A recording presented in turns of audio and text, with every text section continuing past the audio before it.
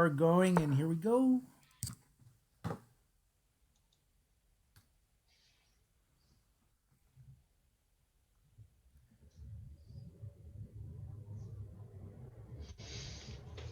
Funny how And oh, sorry, oh not no, to interrupt. I was just gonna say good evening, everyone, and welcome to the Mechanics Institute on the last Tuesday in March, and it is the final two rounds of our Tuesday night marathon. Abel Talamontes, chess director at the Mechanics Institute, and joining me are Grandmaster Nick DeFermian and FIDE Master Paul Whitehead, and we're gonna follow some great games, hopefully, starting with the one we're looking at right now on board one with International Master Elliot Winslow playing black against tournament leader Grandmaster Gadir Guseyanov, who's playing white. And how's it going, guys? And how does Elliot look? Elliot is he's I'm afraid of rook takes f4 and rook takes f6 or something like that. Well, you got part of that. So let's see how the next couple of moves play out here. And game in 35 plus 2 is the time control. As you can see, Elliot already 10 minutes used. 15 minutes ago, the round started. So I mean, this may be looking bad for black here if the white bishop will come to d5 and sacrifices on f6 are in the air. And what do you think, Nick? Elliot has to do something quickly. Like that D pawn is the key. It stops black from coming out. But can he hassle the D pawn? Can he go rook to e8 and rook to e6? Because rook e8, rook takes f6, pawn takes f6, queen takes h6 isn't good. Rook takes d6, black tapping. Can white finish with bishop d5 there or something? Already pawns are even. Yeah. No, I like your evaluation there. You mean black might be able to return the exchange and. Yeah, for instance, that your last bishop d5 or d5, queen takes b2. That's quite okay for black. Yeah. But yeah, that's worked out. But white must have possibilities. So Elliot plays it fearlessly. Fearless Elliot. I have a prediction here. I think Gadir will actually think. Use some time. he'll actually have to think.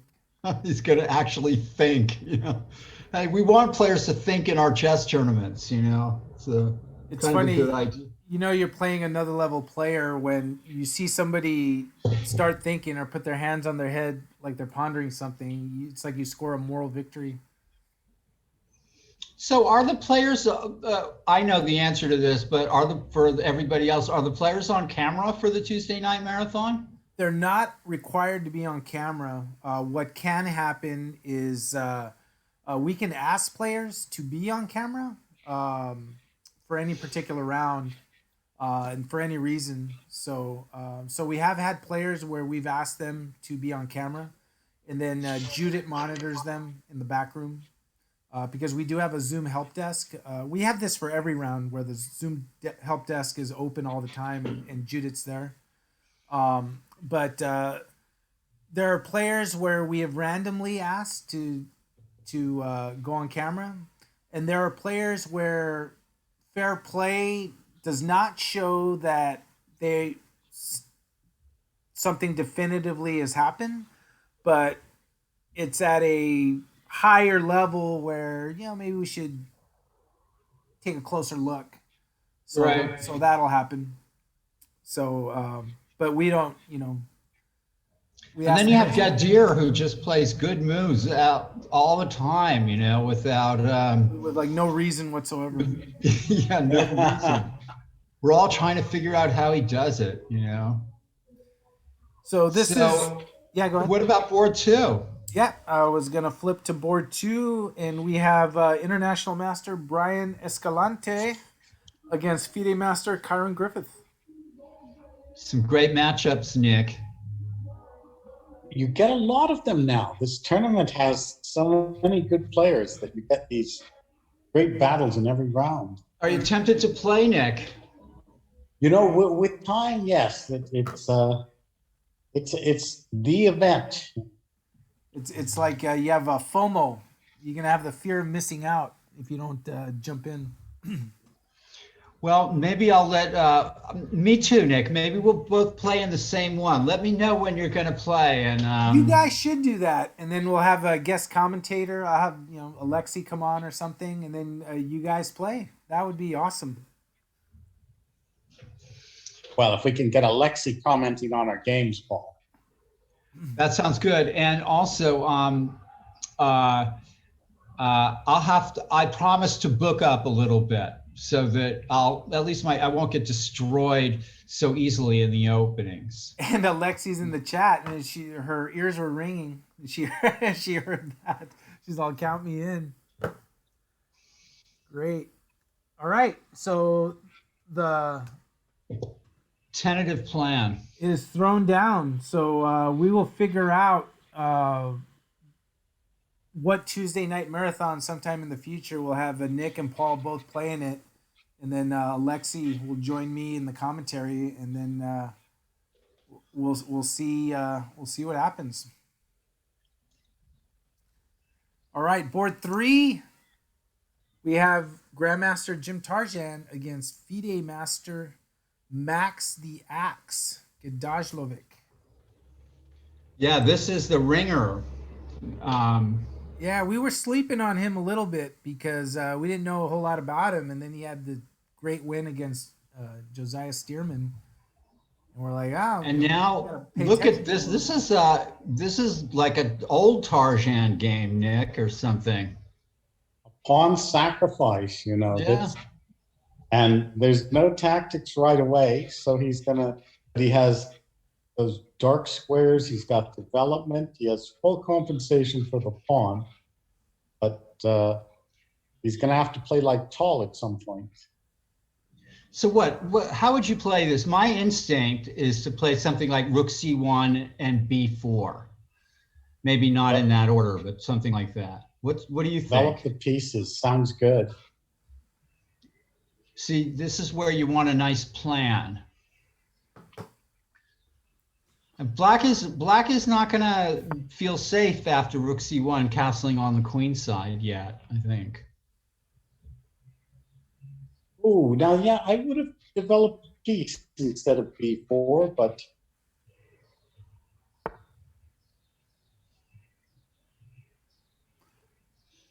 Same idea though, maybe. I mean, does he have an idea with B5? I guess, yeah, it would have been the same. Rook C1, probably knight H6, and Probably the same thing. Yeah. Hey, guys, we have I'm looking at an interesting game here. Let me flip to that. And this is between Jonah Bush, who's playing white, against Pranav Sairam.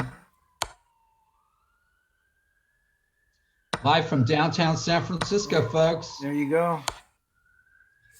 And this is the position. Look at that. Look at that. Sacrificing your queen to get the discovered check and win your queen back.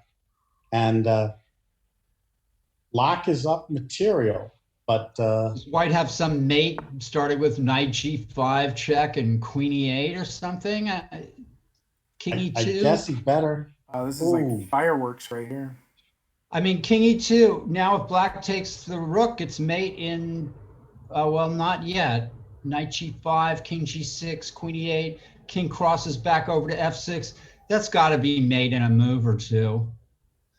But Interesting. that's my kind of analysis. And this is move 10. Have you guys seen this before? This is move 10. It's crazy. Yeah, the action game of the day. Yeah, so what happens here? If Black takes the rook, no, I mean, it looks like White would have a forced mate with knight G5, King G6, Queen E8 check. Can we be brave and go king h7? Or sorry, king h6, allowing discovered checks? And Oh my gosh. actually, no, that's made into to knight e6 check on g5, bishop takes g5. And this Wow, couldn't yeah, have- the I think was just gonna say this can't be something Pranav planned for, because I look at his time. He's spent 15 minutes, and here we are at move 10. So well, I mean, it looks to me like he may have to take the bishop, but then that's hopeless. taking the bishop to yeah. To throw a check in and then develop something, but that's still hopeless, right? Because you're down two pieces for a queen. If he would do something like knight to f6, There you go. But 95 is almost mate, but he's got king e6. Almost mate. It's like king e6 doesn't sound like something you have, right? But it is. But it's actually would be a good move. So knight f6 first, Nick.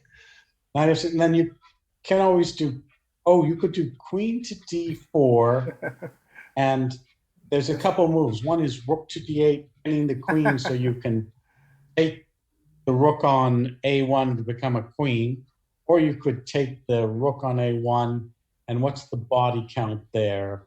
It's only a rook for queen. No, rook and a knight and a pawn for a queen. And Sean Kelly, Slow Cynical Quip, is in the game chat saying this whole game has happened before. I believe it. Yeah. That's the problem. Well, Nick and I are lucky that we're trying to figure this out on our own and not with a computer. And you think this one was wild, and this is probably more wild than the other one I'm about to go to. A result has already happened, and this is between Arthur Liu and who is his opponent? Is it Sanjeev Anand? I'm looking. That's made on the board. Look at that. That is made on the against Sanjeev Anand. But like, how the heck did we get to this? Well, Black's up a couple of rooks and a queen. Look at this, like, and this also out of a like Carol a massacre. Khan. This is out of a Carol Khan, same as the game with Jonah Bush. It started as a Carol Khan. So back in my day, they weren't such wild openings. Yeah. Man, look at that. Oh, so a blunder. Getting forked. Ugh. And then what happened? Yeah. Oh, what the heck? Taking a rook, and then. What was that? Yeah, White's trying to get a. Yeah, Queen e7 check. That's a nice move. I would have played Queen g1, hoping that Black doesn't see that his queen is hanging. Yeah, that looks like it offered more chances than Queen Yes. Yeah. Not sure what was that? Okay, so Pranav is still thinking. Let's go back to board one. Wow, Arthur Liu. That was Arthur Liu? Yeah, that was quite an upset. That was a quick one. Although I think he may have been the higher rated player there, actually. Artie Liu. Yeah, he's higher. Arthur Liu's like 2000. 2037 against 1753, but still 1753 playing Queen e7. I don't know. Wow, b4. Now that's a move that is so counter intuitive. No. It's all the focus on that D pawn. Yes, I know. The critical D pawn. b4 is also kind of sort of opening up to b7 as well. Now, I wonder, well, of course, pawn takes b4, check is a thought, but then the d pawn's strong. Could you just go rook to e6, trying to nab that criminal there? Look at Gadir actually thought And my prediction became true. First he had over 30 minutes. Fought and for now, 10 minutes. but I think Mr. Winslow may be doing very well this game. Yeah, whenever Gadir thinks, then that's a good sign for his opponents. For instance, you want it clear, like rook to e6. What do you do about that d pawn? Queen to f2, rook on e takes d6, threatening the and there, Wiley Winslow tried it. I think he's doing well. And he looked ready today. Queen f2 could even be met by queen takes b4. Oh, greed. I like it. Filthy greed.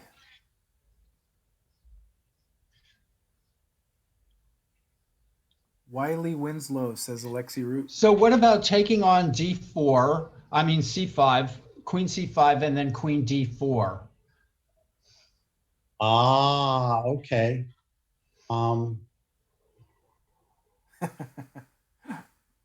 Queen takes g6, and then white says, okay, I'll exchange all that, and then finish up with bishop takes b7. Okay, queen to d4. Let's go pawn to b6. Ah, Holding that our queen, just great move. trying to get that criminal. Yeah, Elliot's going to have to see that.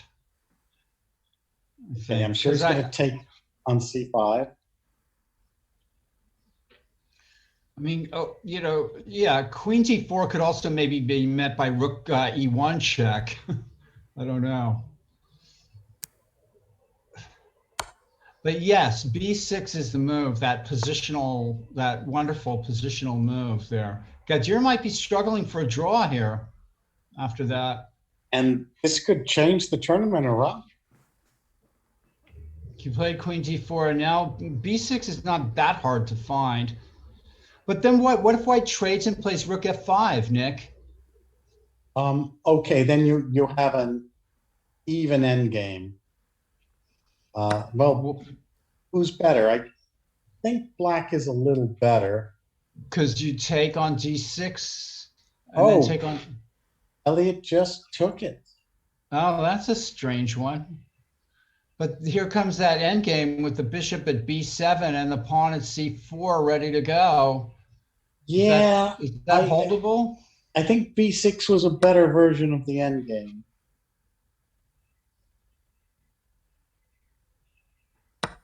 I mean, right away, that's going to be an issue. B6 was a nice looking move. I agree. Oh, yeah, now exactly, because pawn to c5 is kind of annoying, I think. Knight d7, bishop d5. Yeah, Black's one move away. Then knight e5, maybe. Maybe white can't make too much progress there. I don't know. That's kind of speculative. No, Elliot was too happy to get rid of the pawn on d6. He should have paused a moment. Gadir is not worse in this endgame. No.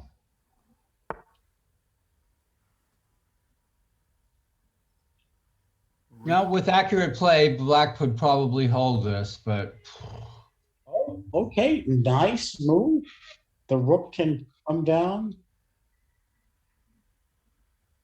Come down behind the pawn, maybe. Gets a check, yeah. So it looks like it should be a draw. Which Elliot would be happy with? Well, it depends. Maybe he wants to, he's a half point behind Gadir. Well, ultimately, if black can win the c pawn for nothing, then black will probably play on for a long time.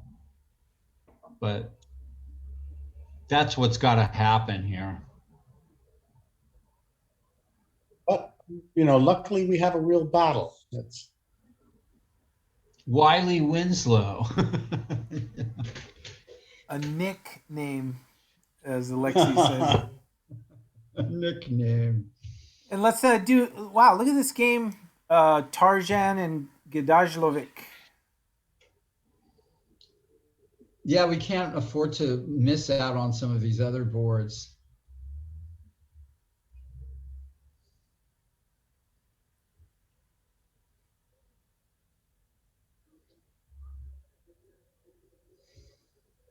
All this out of a French. Wow, crazy position. Black played very aggressively. Has been playing very aggressively. Knight G4 suggests itself. I mean, the knight's all the way out of play.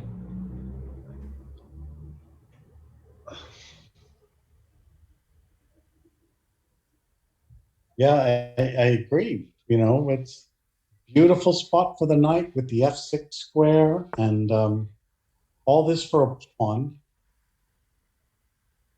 And that pawn looks very Black decided not to play it safe here and just played D5, D4, D3. It's pretty, nervy, to play like that. Meanwhile, it's going to lose if white can, and black is still backing it up with this rook D8 move. Interesting play. I don't know, who knows if it's the right thing or not, but it's. Oh, Jim did that check very quickly. I don't. The king is happiest on G7, so.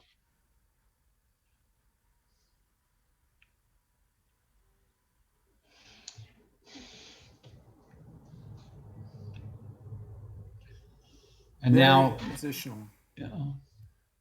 And let me flip to back this game here. We were looking at Jonah Bush and Pranav. He ended up playing knight e7 was the move he played when we last saw that. Okay. And so this is how it has gone. The same principle as Nick's knight f6. Well, knight f6 guards against queen e8 check. And queen h7 check. Yeah. So black blew it, I think. Because white has this raging attack, plus he's threatening to take on b2. Unless this is all book. How about bishop g4 check and takes up the rook and makes a knight with check? Absolutely. Yeah. And it's almost mate. The king has to go to d3 and then some surprise move like knight a6 or something.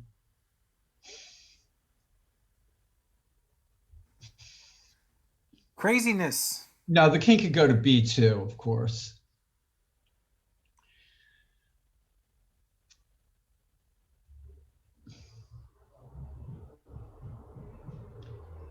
Well, it looks like black should throw in bishop g4 check just for the. But you're right, Nick. The knight on f6 would make black's position a lot safer. Somebody's going to tell us this is all book and figured out to be a draw by Stockfish. There have been 10 other games like this previously. Right. Right. Let's check board 2 with Escalante and Griffith. Oh, this is a heavyweight encounter, these two. Yeah. It feels better for Brian. White's got some squares clamped down on the c5 square, the e5 square. Hard for black to get a break. f6 and e5 looks like one of black's, ideas here, or maybe f6, g5, and h5. I don't know. Tough. Yeah. So Alexi's apologizing. She's rooting against Kyron Griffith. I think she's the first person in the chat that's ever rooted against Kyron Griffith that wasn't his opponent. But we understand, because Brian Escalante was a UT Dallas student. Yeah, you're forgiven, Alexi, but I'm hoping that Curran does some kind of swindle. Not necessarily that he wins, but he does a fantastic swindle. These good players. Interesting heavyweight matchup here. If Black is sitting tight and saying to White, "What are you doing with all your pieces over there on the queen side? What does it mean that you have all this, the squares blocked up like that?" Oh. And Lexi's saying Brian Escalante helped annotate some games for her upcoming book. What's your upcoming book? The women's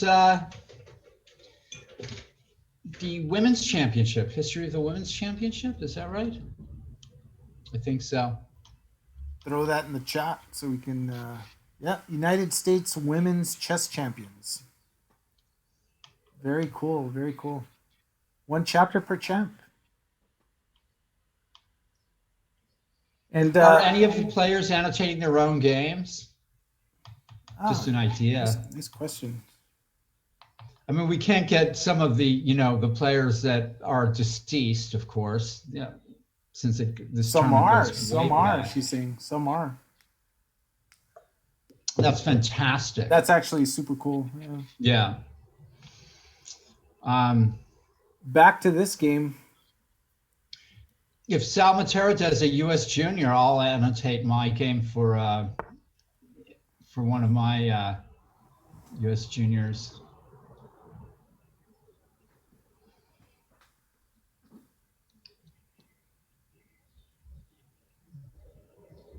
This is a tough battle here, Nick, huh? Yeah, that's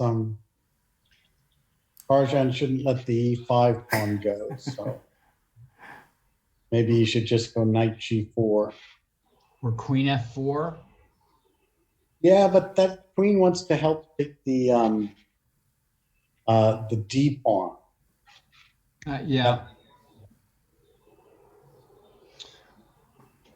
Oh, is there any tactics in here? Bishop takes D3, queen takes E5, rook takes C5, but then the queen, no, there's no, rook takes D3, rook takes D3, bishop takes D3, then queen takes D5, rook takes C5, looking for some sleazy fork, but a queen F6 at the end of that? Yeah, or queen A1. It's not really working. So he probably has to retreat, yes. When the tactics don't work, you can't engage in wishful thinking. And Max, under 12 minutes. We'll see if his time is a factor in this game. Gotta go back and check on Jonah Bush. The old juniors are not getting any younger. Yeah, that's true, Alexei. So bishop G4 check. And what happens after king C2? Can you actually be greedy and take the rook and make a queen? Are you getting checkmated? Well, queen H7 check, king F6, bishop E2 check, or maybe rook F1 check. F1. Yikes. Yeah, no, there's a mate after king C2, pawn takes A1 queen. White gets a checkmate.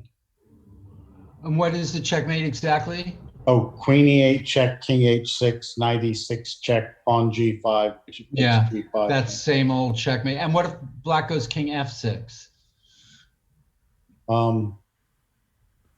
That one. Queen F7's not mate? It's not, but you win the queen in the corner, right? Queen F6, F7, king E5, queen G7, and you can take the queen in the corner. All right. That would do it.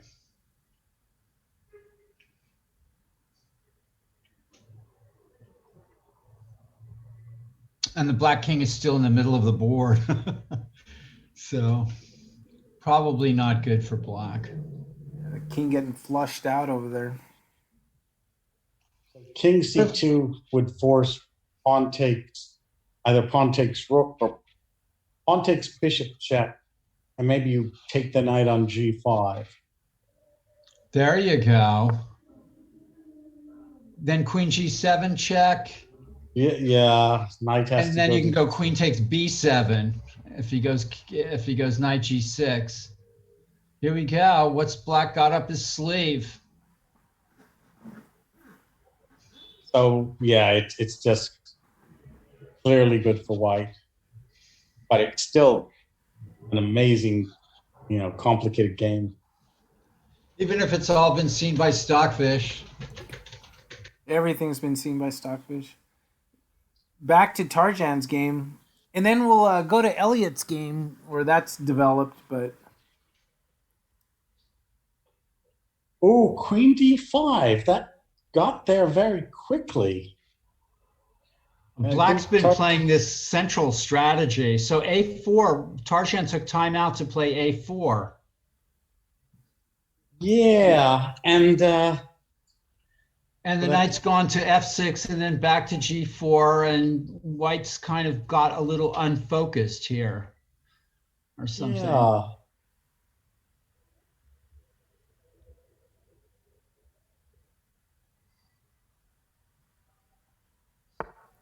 So queen, what happens if white takes the queen and then jumps back into f6, hoping for rook e5, rook c5? He plays queen f4, defending the rook at c4. So knight d4, right? Well, pawn g5 is also a thought. Yeah. hey, Although guy, queen takes e5, rook to g1. Yeah, that's risky. let me flip to board one real quick because we're at the end game in this game between Gadir Guseyanov and Elliot Winslow.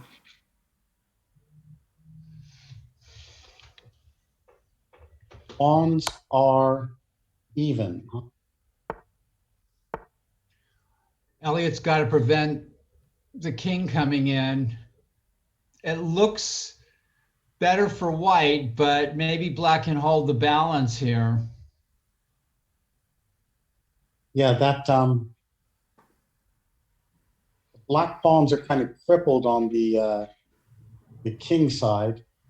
White has the passed c pawn, and So the king trying to. White's trying to play king d5 here, right? And I think black is in serious trouble here.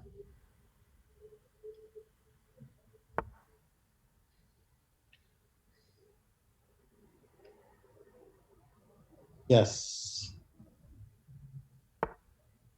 And Gadir back to up on time.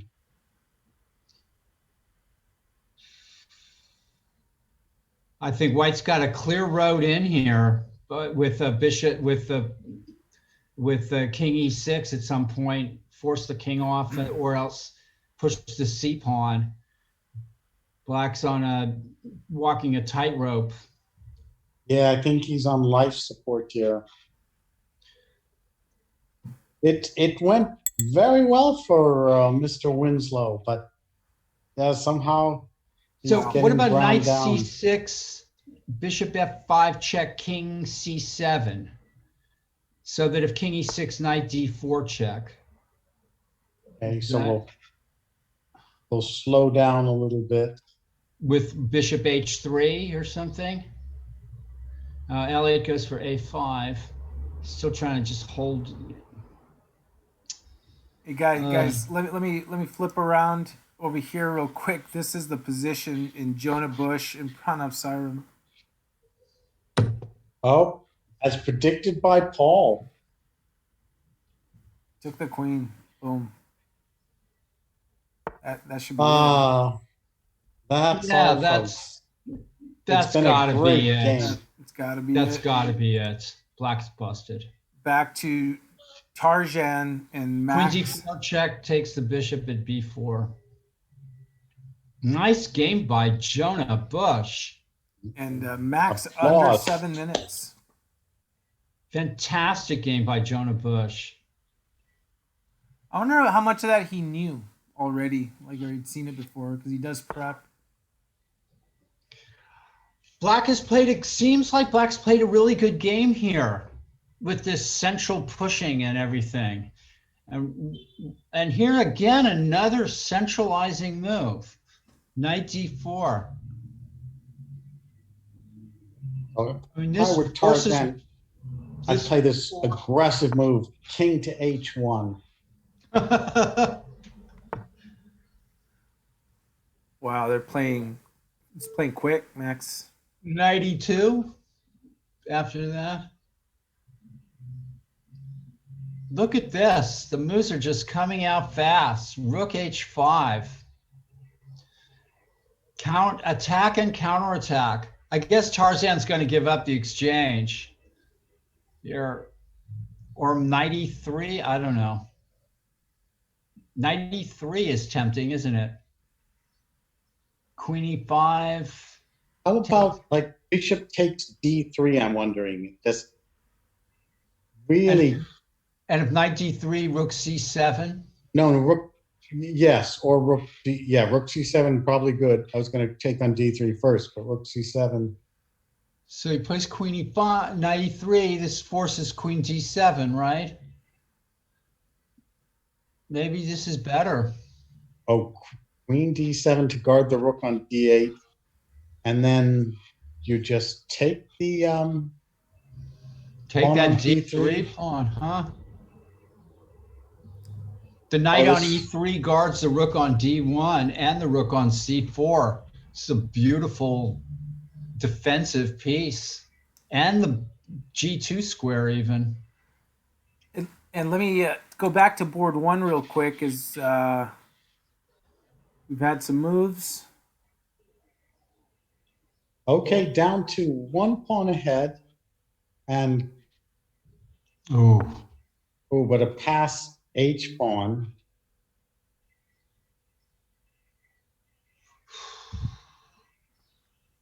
Come on, guys. This can't be holdable. Can it? Maybe king to g7, knight takes bishop, pawn h6. Oh, he doesn't even bother. And Jonah Bush did get that win. Congratulations to him.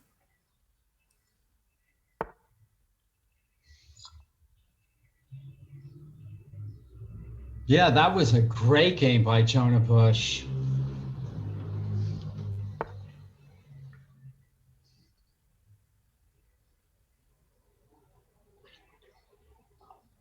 I think Elliot's on the verge of capitulation here.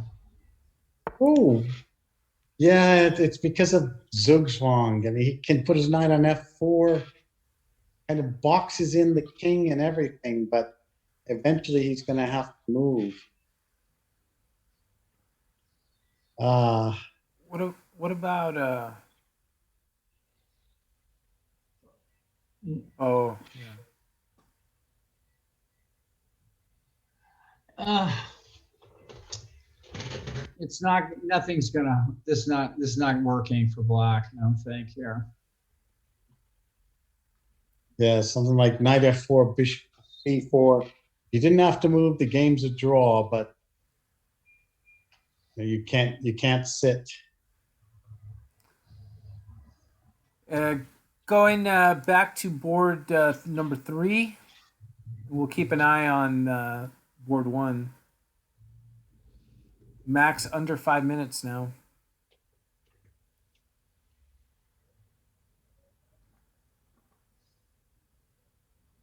Great games in this round. Oh, this has been a great round. Lots of interesting chess.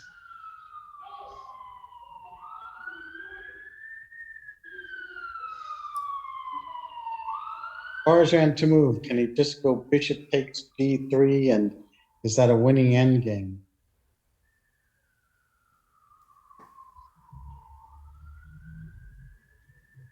Black trades queens, maybe king to e8.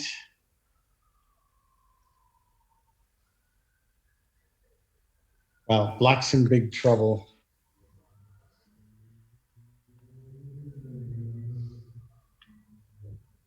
So bishop takes d3. The direct bishop takes d3. Because white can't avoid the queen trade. There's nowhere for that. At what point did Tarjan play that king h1 move? He just played it last move. What a great move, I guess. So going back, it was Yeah. here. I mean, that move is, and Nick called it. What a terrific move. And what did king h1 do? Like, did It stopped 92 check, right? 92 check?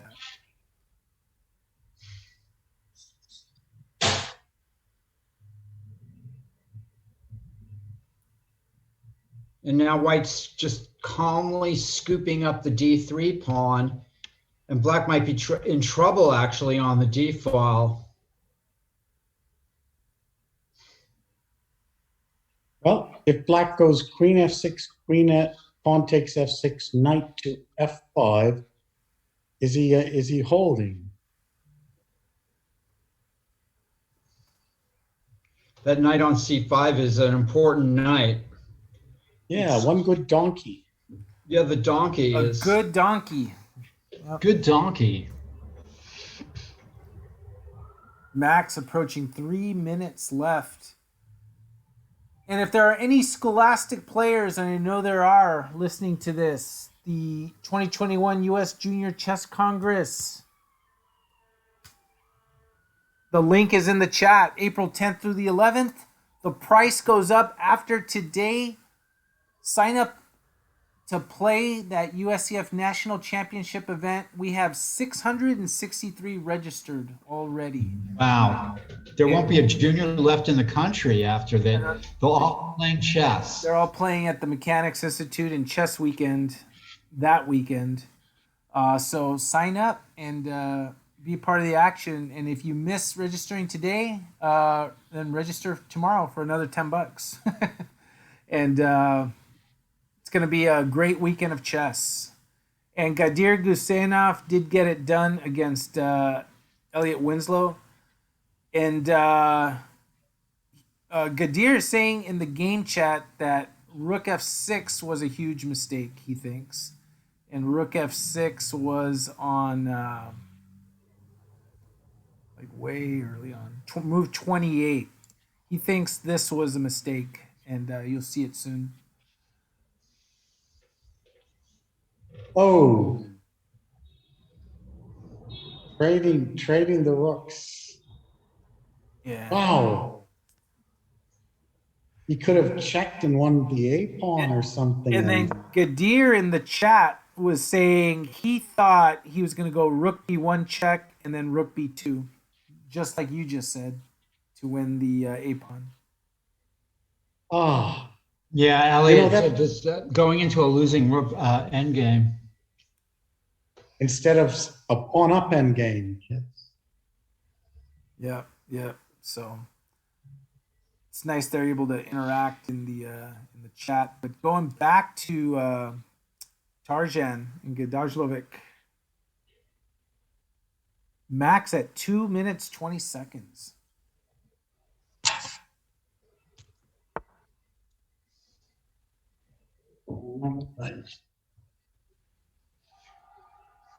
Nick, you're seeing into the future with every move.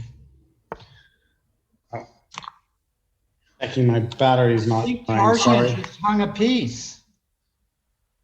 Who hung a piece? Tarjan did. He played knight g4, and why didn't the guy take the bishop on d3? Back rank checkmate. Oh, no, well, knight d3, yeah. Knight d3, rook takes Rook d3, yes. This is why I'm not too sharp today. I'm like, And Nick was telling you that variation. He wasn't even looking at the board. He was like trying to plug in his computer, right. and he's saying, "Well, the back rank checkmate." He wasn't even looking at the board. He just like knew it, like the Jedi.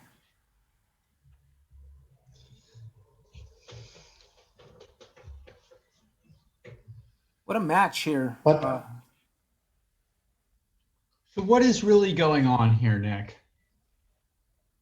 well, that still the black's not getting checkmated. What if you trade the knight? Knight takes g4, h takes g4, rook e5. You still have that great defensive knight on c5. Or excuse me, knight takes g4, pawn takes g4. Well, it's White's move, though. Oh, sorry. So at least I got Nick on whose move it was. I've been blundering pieces all day long, but finally I'm able to, find something, and it's whose move it is, And black is going to follow up with rook d5 or something here. Better minor piece. It's sort of like the Gadir game almost. Knight versus bishop issue here. Well, I mean, Tarzan was doing so well, and now it's, He's at still least pawn even up, for right? black. No, the material's even. Ah. You got to like black somehow. If you can get that f6 pawn and maintain the blockade and not fall for some dastardly grandmaster trick. All while having a minute 55 on his clock. All while having a minute 55 on his clock. And just checking in on board 2 just really quick with Brian Escalante and Kyron Griffith. It's nice to hear those good things about the women's class on Sunday, which is really thriving, huh? Yeah, going really well. And actually, some of the women students from the beginners class, now that class has ended, have signed up to partake in the Sunday class with Sophie. So that's exciting. Well, we have a long history of that women's class. It's I guess 20 years ago. Wow. First taught by Camille Bagenscape for about 5 years, and then 14 years by Lena Krubnik. Yeah, a long time. I mean, she was a Now teenager. Sophie. Amazing.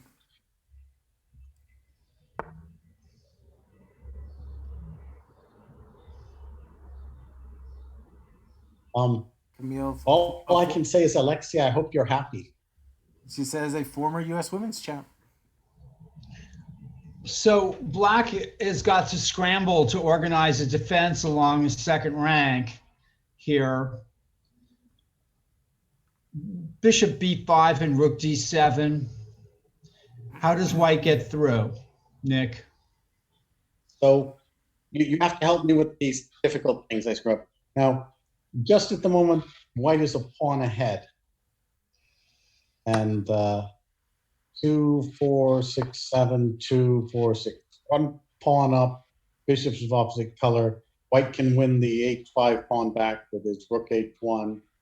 So black is really suffering here. Why did black take on h5? What couldn't black have organized a second rank defense with bishop out and then I guess black is being more active. Yeah, this was probably better than my move of just playing bishop b5 and rook d7 and holding still. So Chiron maybe wants to try to get the b file, rook to d7, rook to b7, and okay, some play for the rook. Let me jump to board 3. Max minute and a half on the clock. Looks like he's gonna Oh, pick up that F6 pawn's going. Well, so rook d4, rook f6, and go around and take the a7 pawn in exchange for the a4 pawn, or I don't know.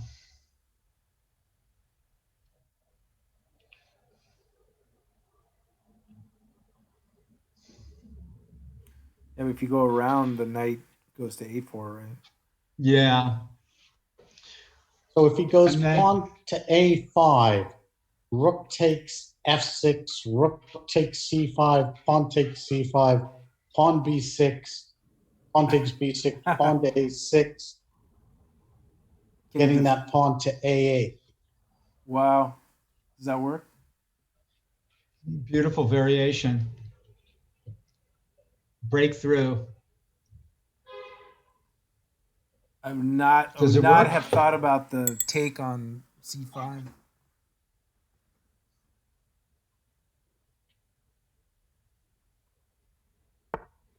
And it works like a charm.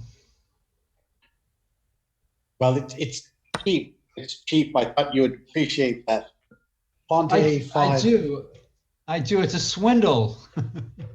Pawn to plays- a5, he should have gone rook f4 and squelched the white play.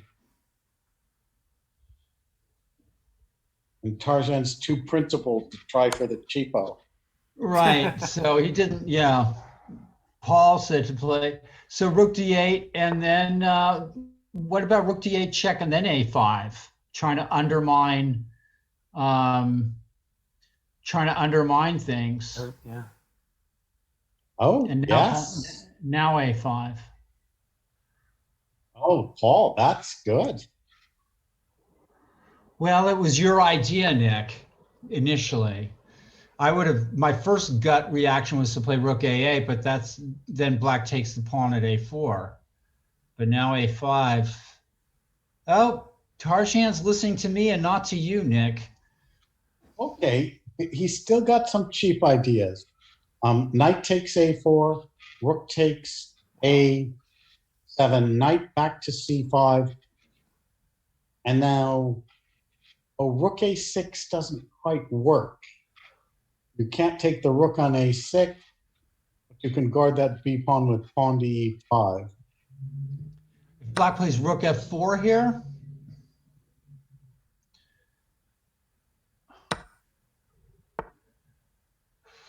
a5 has got to be the only move. Oh, black plays, none of my moves are being played by the players at all. Feel Just- insulted. Whatever Paul says, don't do it, you know?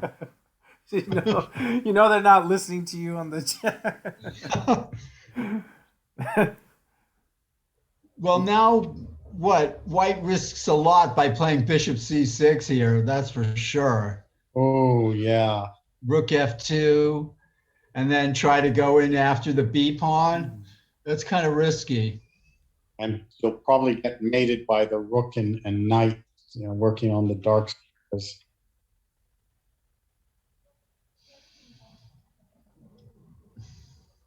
Oh, Tarzan's suddenly in trouble. That was not what we expected.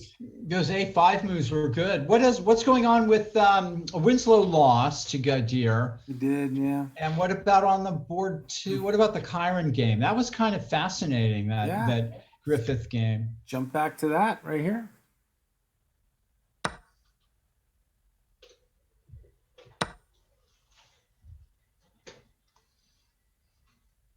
Chiron mixing it up. He's lost, he's down pawns, but he's getting active.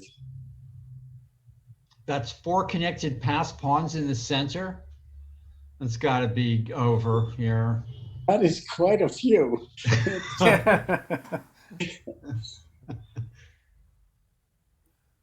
Well, there, maybe, and plus the passed a pawn. But, with 2 rooks, there's always swindling chances, right?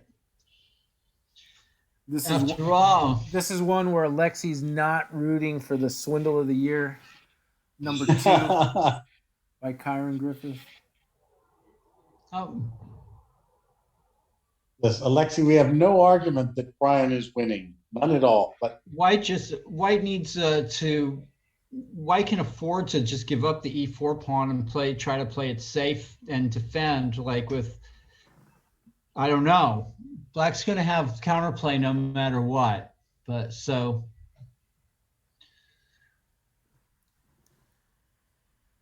push the pawns as fast as possible. Pawn to c6.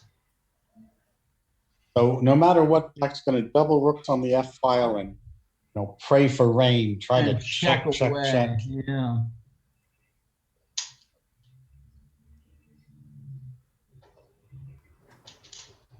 White trying to figure out a way to wrap it up easily.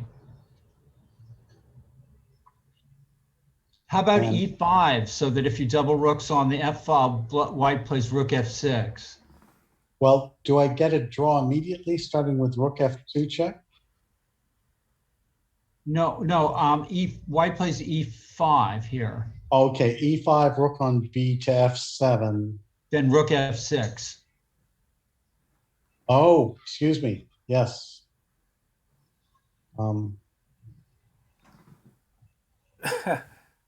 That would be the way to do it. Wow, the players are down to a minute each. Yeah, I think White probably has several ways to try to. Rook f1, bringing the rook into the game. Oh, no, then rook b2 check. Yeah, that would not be smart at all. Oh, look at the time. 56 seconds. And Michael Walter, he's been did he play today? He did. We've been hyperly obsessed over all the other games going on. Mike Walder did win against Daniel Lin. Okay. Oh, Brian's better move is right. This is he's playing with fire here, taking so long on his 20 move. seconds left for Brian Escalante.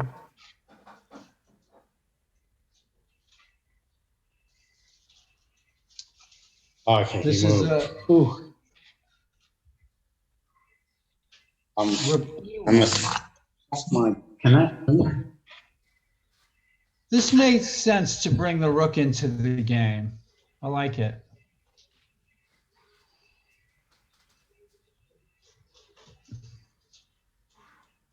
Now if double rooks, rook f2, but then rook g4 check, and Black is still making trouble for White. Maybe not enough.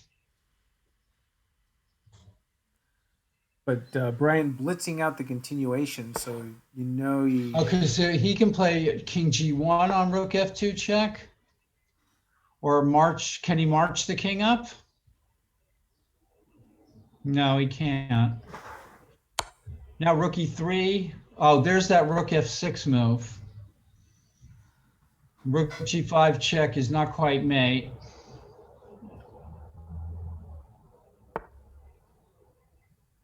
Doesn't this feel scary though? It feels scary, but Black is. Oh, keeping both rooks. Yeah, first doubling on the f file, now the g file. Oh, there's nowhere for that rook on G4 to go to. Just And real quick, check out the ending of Tarjan and Max. Max with 6 seconds left. I think Chiron is run out of steam here. yes, should be, but Well, what Playing about for this the one, win. Nick?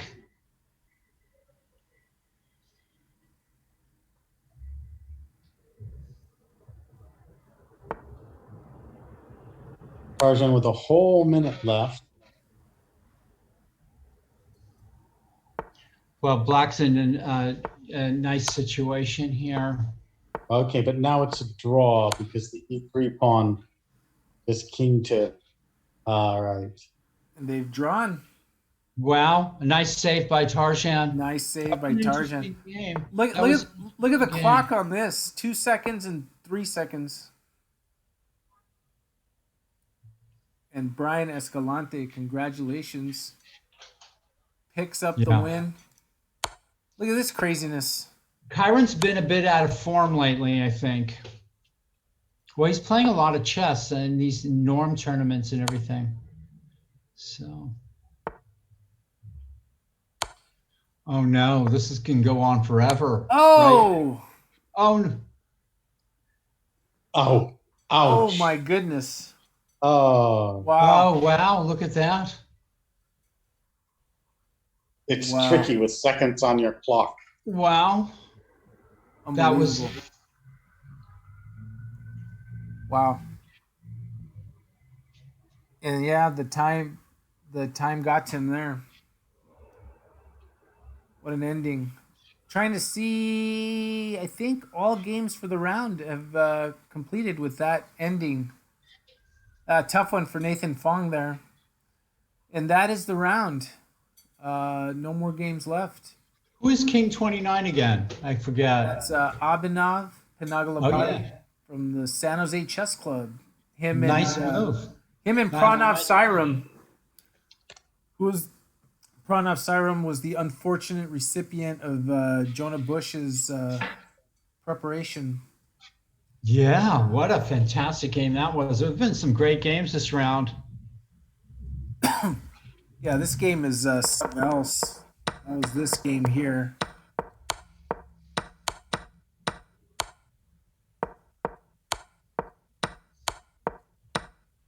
I mean, look at that. Oh, this is the fantasy variation, right? That is right. Yep. Good game. Jonah's Yeah. tricky. Oh, Judith is playing an extra rated game. Jonah's game was like a perfect game. It looked like just absolutely perfect. Oh, I love it. It's like from the Morphe area or Opening preparation plus accurate, strong finish. We have bonus coverage here. I think this is Cleveland Lee against Judith Starry. I don't think that's Cleveland Lee, unless he's changed his moniker. But maybe it is. Confirm that. Yeah. Well, Black is doing quite well here. It is him, but it's not using his the screen name. It's under that other name where it shows. Oh, your okay. name. So it is him because he got the bye in the round. So he's playing an extra rated. Right. Well, I mean, does White have a draw here with Bishop H5 check? Probably, right? it's a lot of check. That's going to be a lot of checks. White's going to have to find that move. Yes. I mean, Yeah, and Jonah's in the chat saying it was a known trap. Everything he played in that. well, that just goes to show you that important opening preparation is. So And- Bishop H5 check here is the obvious move, not Bishop E4. And now Black is probably checkmating White in a couple of moves here. Yes. Looks like checkmate in 2 or 3 here. Yeah. And we have the pairings for the round 8. And we're going to wait to see the conclusion of this here.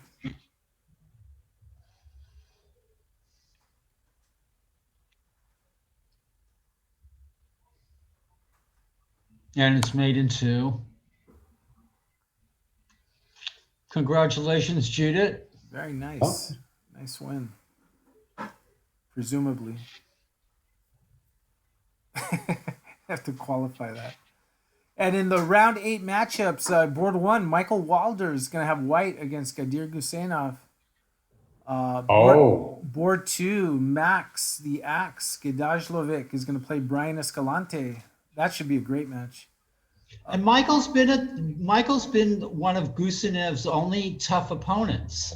Yeah, well, I mean, of all the players, it's Michael Walter that's given him the toughest time, I think. And the thing for Guseyanov, he's got something to play for because Brian Escalante is at 6 points, only a half point behind. So he can't just take a draw because the possibility exists if Brian wins, he'll tie with him. But Brian Kadir must have respect for Michael Wilder, and you might think, oh, a tied first is better than risking it. Yeah, especially since Brian has to do the work of beating Max, who's looking pretty strong. Board 3, Jonah Bush gets rewarded with his opening prep against Jim Tarjan on 3. And then Kyron Griffith against Ethan Gould. And Abi Panagalapati against Eric Lee. Alan Finkelstein against Austin Mai. So there's some great scholastic matchups in the round. Congratulations, Judith, as well. A nice win, Judith. TDing like a champ and then winning chess like a champ. So congrats. And we have 10 minutes to the start of round number 8. If you guys need to go get something to drink. Aren't you, boss? You want to take a break? Yeah, let me just get something to drink real quick, and I'll be right back. And entertain the fans with your wise words or your wise cracks. Okay. We'll wait until you're out of earshot. Well, that board 1 game, that was something. Kadir has been absolutely unstoppable, but I thought he was really in trouble there. And Gadir, the players are giving their higher ranked opponents some trouble in these games.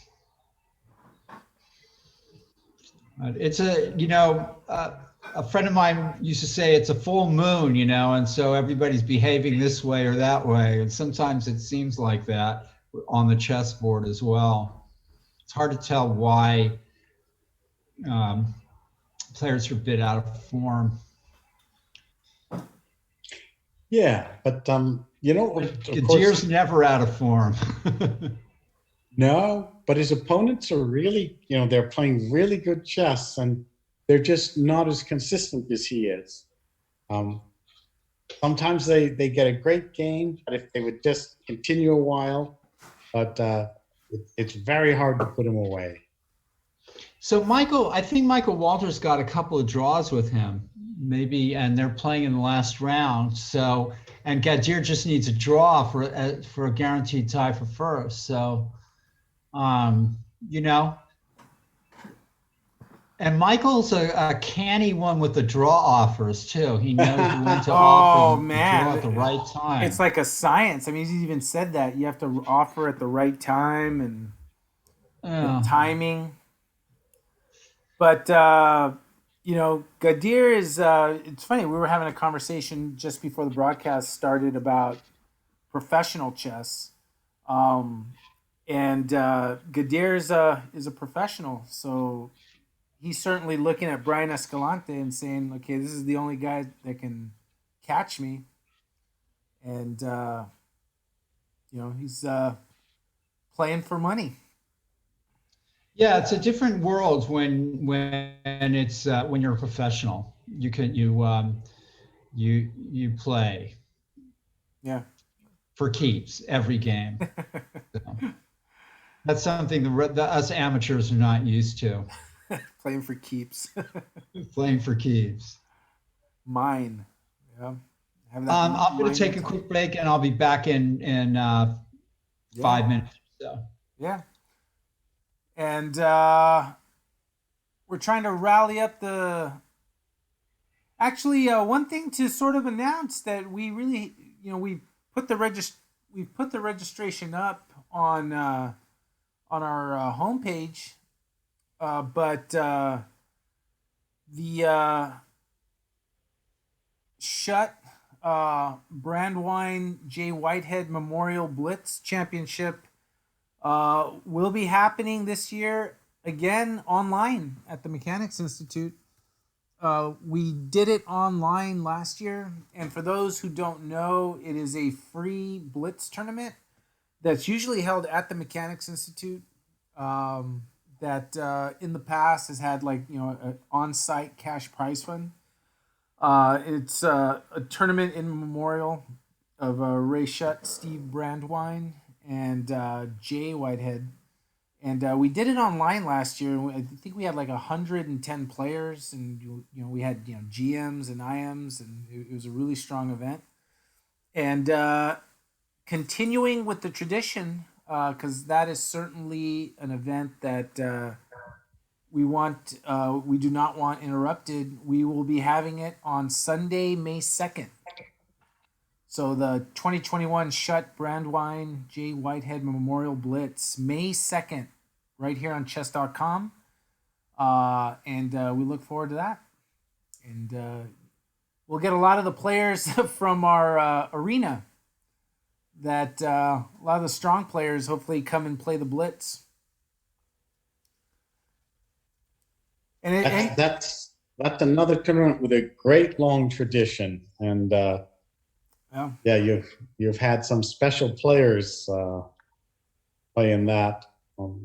Fortunately, I was there, and Juno was there also. We were both there, and the 2019, where Daniel Naroditsky won it, but then Steven Zirk and all the top players and players that don't normally play.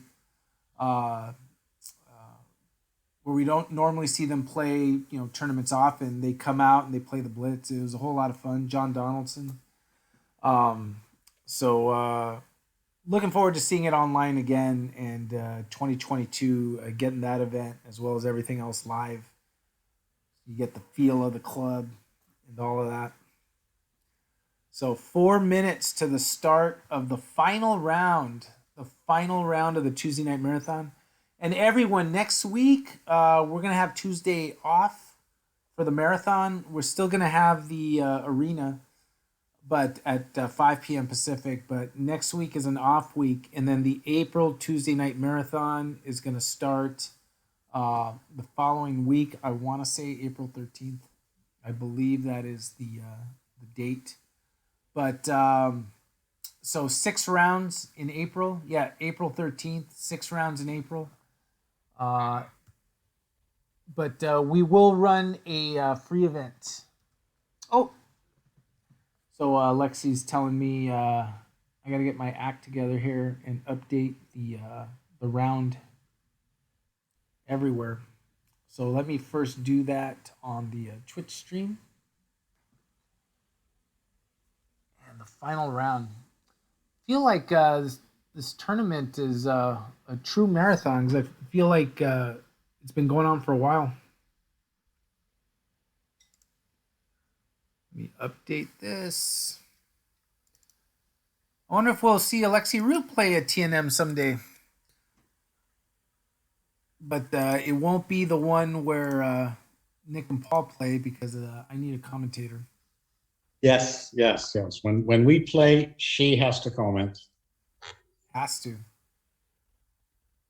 And there we go.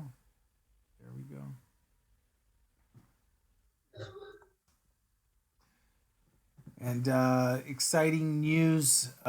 We found out last week, but then had more of a conversation. The Mechanics Institute is going to open up next week for library service limited service. So I think it's only like 3 days a week for a few hours as sort of a pilot test run. The chess club's still going to be closed, but at least we're sort of putting our foot in the water of opening. And as libraries go, the public libraries aren't open even, for anything limited other than, curbside. So hopefully this denotes a step in the right direction. And Austin Mize in the chat. What is up? And you got a tough match, Austin. I saw... Dude, we barely even looked at your game because we had some crazy other games. But let me see. Do I have that up? All right, we'll take a look at it real quick. Austin Mai is white. And all right, Nick, bonus coverage round 7. Okay, did Austin have a great finish here? He's playing Night. David Askin, who's a tough player. Yeah, He's he's sacrificed in exchange for lots of compensation. Ooh, the fork Look at that.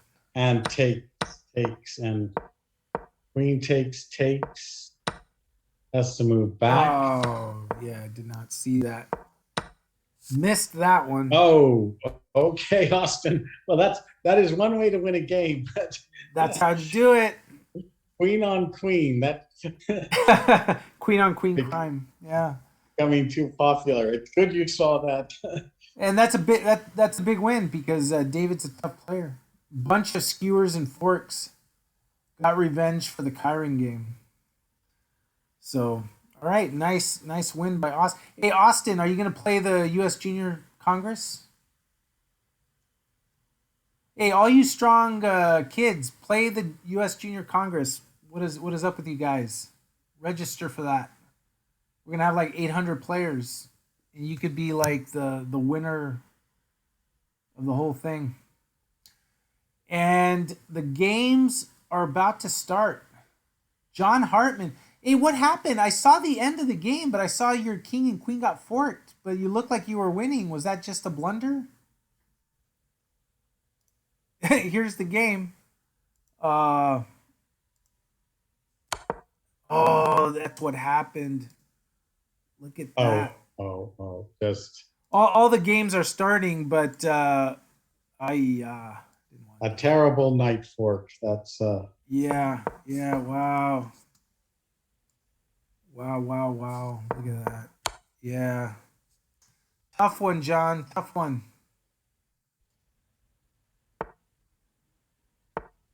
Yeah, it was in time trouble, huh? What's that? I told Austin Maya he got to play the U.S. Junior Chess Congress. He's saying, "What's that?" So Sebi is in Hawaii. This game Nice. starts at 5 a.m.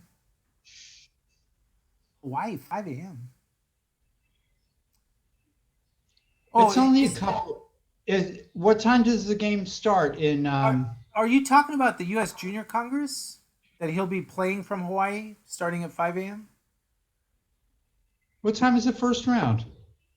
I think good question, like 9:30, something like that. Isn't Hawaii only 2 hours? That's yes. That's what I thought. Yeah. Time difference. Yeah. So, Sebi, you can get up a little later. It's still a bit early, but you got to play. Yeah, I might have a little more time, I think. A little more time. So Gadir is playing. Oh, okay. So we have a Botvinnik English here. It's the Great Snake variation.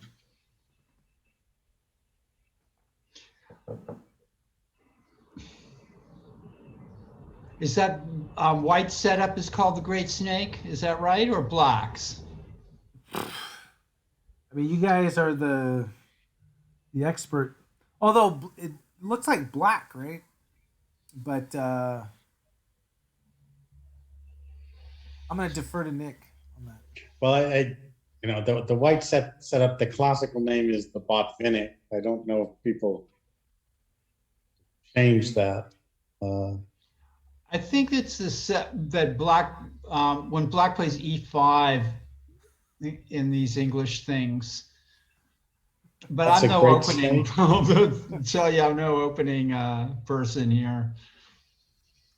The English start to name everything with some funny names. Yeah, the English opening. Well, no, I mean the modern English, Right. like Simon Williams and.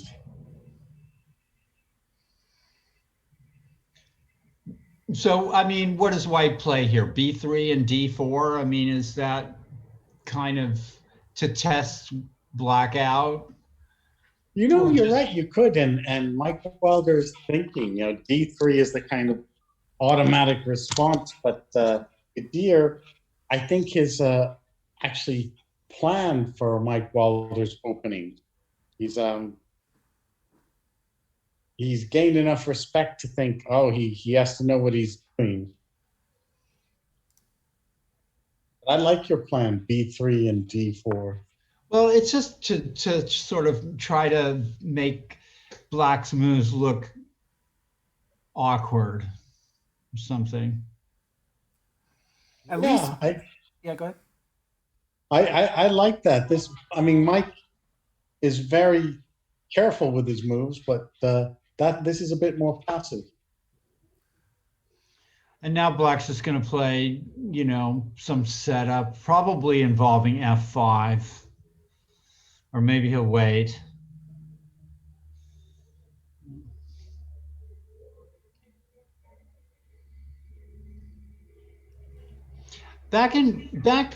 Nick,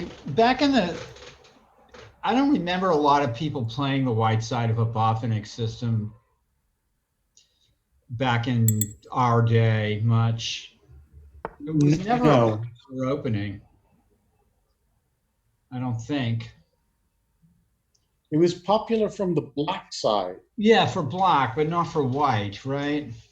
But people say, hey, if it's good for the black side, why not try it from the white side? And board one has agreed to a draw. Who offered the draw? Do you know? I think it was Gadir, because in the game chat, Mike's like, how can I say no? Thank you. Right. GM draw. So he's going to put the pressure on Brian Escalante to win this game, to tie him for first.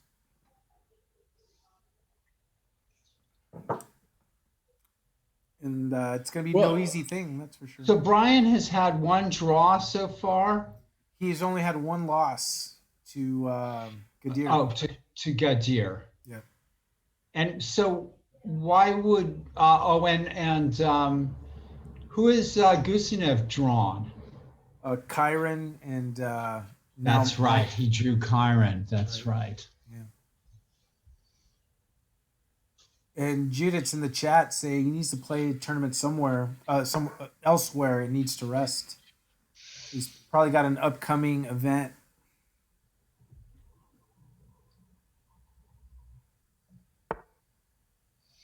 So, what's the news of Aronian? Does anybody know? Apart from the fact that he's now playing for the U.S. and will probably play for the U.S. in the next Olympiad? Yeah. You know anything, Nick? News? No. I mean, just what's published. That is there any rule that he has to wait? John Hartman saying no movement yet. Are you talking about in your game? No movement yet in Aronian, I guess, because John is playing his game. Yeah, Aronian, no movement yet. But what does that mean? No movement in terms of what? I mean, probably him is representing the U.S. No movement. Well, I think if you pay the right fee to FIDE, you can you get movement. you get movement. Yes, there's a certain amount to pay the federation. Yeah, it says no paperwork processed yet. It's nice we get a little bit of U.S. chess inside. I don't know if it's insider info, but info. Yeah. Hey, Mike. Congrats. Well, this is I'm interested in this game because this is between two players that are relatively unknown to us until recently, right? I mean, this is Max's first tournament at the Mechanics. And what about Brian? Is this his first tournament as well? First one that I'm aware of. For both of these players. Yeah. Yeah, Max has proven himself to be quite an opponent, so not that easy for Brian to tie for first. And Max has he's lost to Gadir and Drew Tarjan, so he's a half a point behind Brian. Right. And he's a young guy. I think it's his birthday today, actually. Wow! Max Happy is birthday. He's getting up there in age though for a chess player. 20 years old. Oh my gosh! Oh, Over the hill. almost 21. So Happy birthday, though. yeah, Well, a fairly typical um, Stonewall system. I imagine both players are happy here. Yeah, black gets a fighting game. So Maybe I'll have to take up the Stonewall, Nick. probably, yeah. Then I can find a new way to get positionally crushed. You know, the old ways of getting positionally crushed were getting boring. and Now I want to find some new ways. Judith is saying Gadir is playing the European Online Chess Cup. Huh? So we'll be pulling for him. We got some players we know playing. So Now, is this another fantasy variation? it is. It is. And Jonas gets to Shane. try it twice. Yeah. Jonah was hoping for the same variation, but didn't quite happen.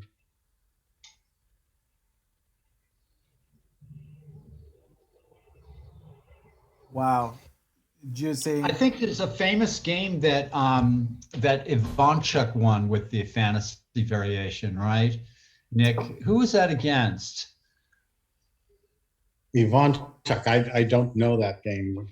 Yeah, there's some famous Ivanchuk game that was just like very tactical and wild for many, many moves with Ivanchuk with white. It was against Shirov or something like that. You know, two wild chess players. It's just occurring to me that these two were teammates in the U.S. Amateur Team West. Well, Right? Tarjan was board 2, and Jonah was board 3. Chiron on 1. this has got a real swashbuckling feel to it, right? You know, with white here. Yes, what is happening here? It's Queen B3, that's certainly a direct, you know, attack on F7. Tarshan Castles, as this book. so now if white plays knight e5, he sort of wins a pawn. Knight takes e5, pawn takes e5, knight takes e4, bishop takes f7 check, king h8, but then black is ahead in development. And has some threats on both players are developing threats on the diagonals to the king in that position. So Tarjan isn't interested in taking material and letting Jonah do his thing. He's happier to give than to receive.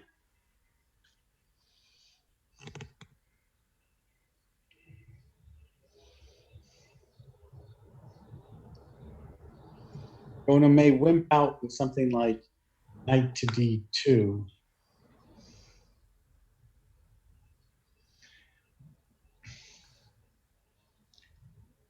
How about h3? I guess the bishop can go back to h5. Yeah, maybe a good move, h3. I want to take back on f3 with the pawn. I don't know. Or I'm thinking of it. Somehow black's done well in the opening. Castles was a nice move. You know, it looked so active for white, but now whatever white does to grab something is going to give black counterplay. And black's up, yeah, black's way ahead in development. I think white should just go in for a penny, in for a pound, play queen takes b7, and you know, there's that greed thing again, Nick. You know, You know that you're probably right, but that's sort of the last move I would think of. That I'm down in development and I'm grabbing that pawn. well, yeah, I sometimes develop that way of thinking where I see that all the alternatives are no good, and so I just decide to go pawn grab, more pawn grabbing. You know, And this is Abhinav Panagalapati against FIDE Master Eric Lee.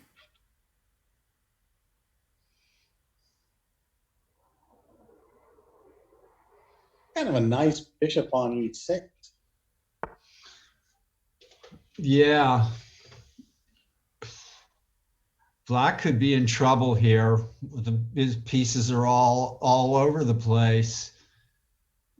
Oh, but that was a good move. Get rid of the troublemaker.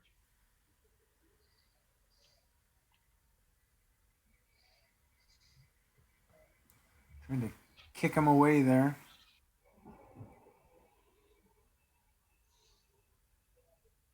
So what about taking on c8 and playing f5 or something? It's too silly. Yeah, Black will then go knight h6 and Yeah. sort of nothing special for white. Guys, check out this game going on. I don't know what it is with Arthur Liu, but he plays some exciting games.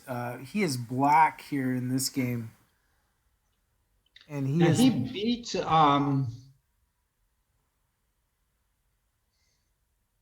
He's at 3.5 points. He's playing Adam Stafford. he beat Nathan Fong last round, right? No, he beat another player like a 1700. Wow. Look at this position. Oh, yeah, that's okay. A rook down, but can win one rook. With the queen, win the other rook. But Oh yeah, huh? Well, queen b6 check, right? and king to c8. Oh, king to c8, yeah.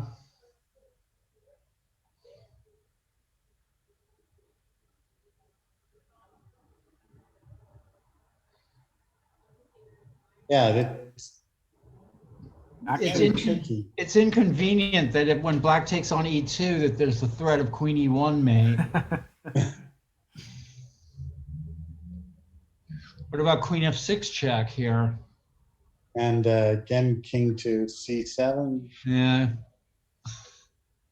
Rook c3.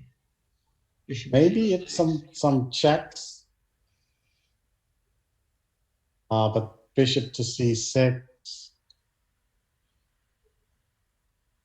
Queen f7 check, king to b8.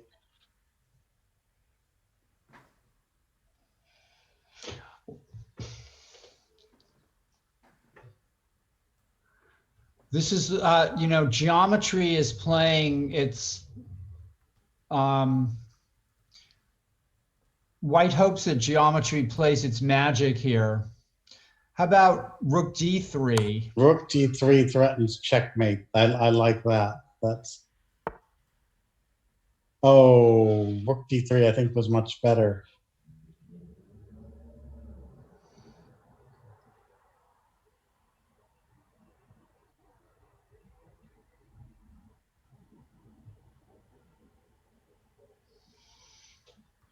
I think, yeah, this supercomputer stuff, I probably the players all have now access to the same information pretty much,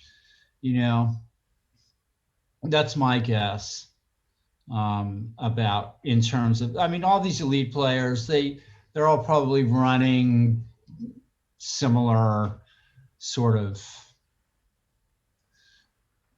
Yeah, their programs run, so you can memorize 15 moves of a variation. It helps you, but. And this is in relation to Lex's comment in the chat about the supercomputer access. Yeah, I mean that's attributing. I mean, at this point, Aronian has little to prove. I think Aronian mentioned it explicitly for moving abroad. Oh well, that I wonder if it's true in some way.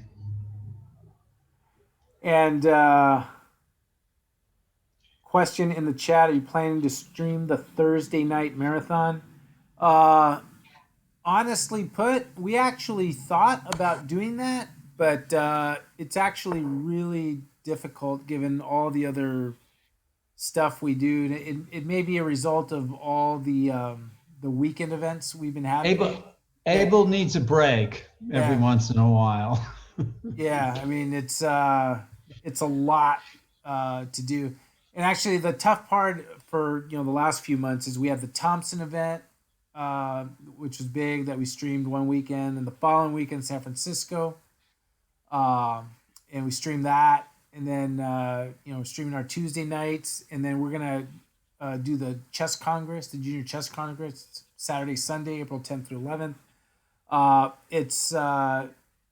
It's a challenge just doing all that stuff because we are just busy as heck even during the day with nonstop work chess. Trust us, it's like the chess business is busy even during the day. We're more busy during the day actually, so we sort of just need that break. And actually, don't take my word for it. I mean, Paul and Nick need a break too. He's streaming Thursday nights. Nick's finishing the games and doing the annotations on Thursdays. And Anyway you look at it, we're just tired. We just need to rest. That's the simple answer. I find this whole computer questions really funny in a way. I mean, it's to me, I'm sure to Nick as well, it's kind of funny to hear about, people with their computers, and chess. It just still doesn't quite jibe for me. Is it that significant? I mean, say you got like the most advanced AI computer, right? That's doing all this machine learning and sees on depths that you never thought possible. Is it possible to gain such an advantage? And maybe there is, I don't know. Is it possible to gain such an advantage in are we going to achieve as humans a new level of understanding of chess the deeper the computer can go? They're just doing it for opening stuff, I'm sure. I mean, I can't imagine that they're using it for much else. I could be wrong. What do you think, Nick? Yeah, I mean, we have table-based endings that's been there for a while. Some players are getting deeper into endgame stuff. I mean, you see endgames now like that the players are more familiar with, like the way Carlsen won this, queen versus rook and pawn ending some months ago was just so routinely done. You can tell that he studied it, and I think that the players, they're building on their endgame knowledge, and some of that's with the help of the computer, but mostly it's got to be openings. Sure. That's who has said that Geary seconds are running computers 24/7. You put the computer on, works for free. See what it can dredge up with some opening variation. Yeah. Yeah, I found it funny because when Sam Shanklin came to the club and was talking about his computer. It's interesting. What do you say? Well, he had like some stack of computers and stuff like that working on his chess. And it's an interesting thing for players. I know Sam's going to be somewhat disappointed with Aronian coming into the. He's very vocal about importing players. Having some homegrown, wants to keep them homegrown. I mean, we had Lanier Dominguez, Wesley So. Okay, Fabiano Caruana was American, but now, Lev Aronian, and that's, wow, just incredible top 10 players. Yeah. So very tough. I mean, I somehow it is very unfair for Sam. He's worked really hard. He's grown up in the American system.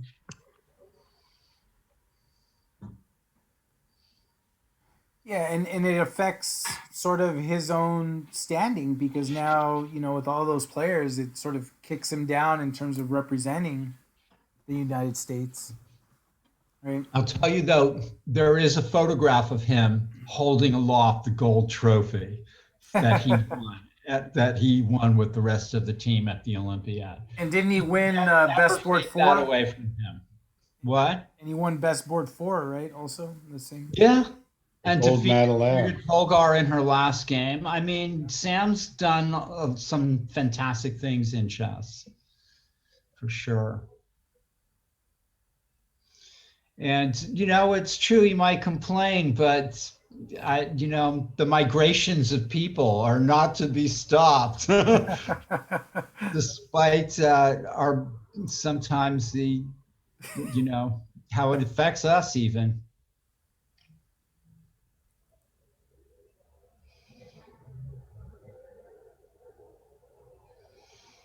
Yeah, it'll be strange. I mean, Iranian, because chess in Armenia has been huge. They were like rock stars there. They'd go to restaurants they just couldn't pay because after they won the gold medal at the Olympiad, for a small country, that they were the biggest sports stars there. And so it's a bit odd that Iranian is moving to the U.S. Yeah. Yeah, it strikes me as odd too, but we're far away from maybe the actual things that are going on. But as professional players, though, I mean, he's a chess professional, and if someone is offering him money to play chess, right? I mean, on some level, how is that different from an NFL player or Major League Baseball where a team is offering you money for your services as a professional? So you go down there. Is it just because of the issue of nationality, country?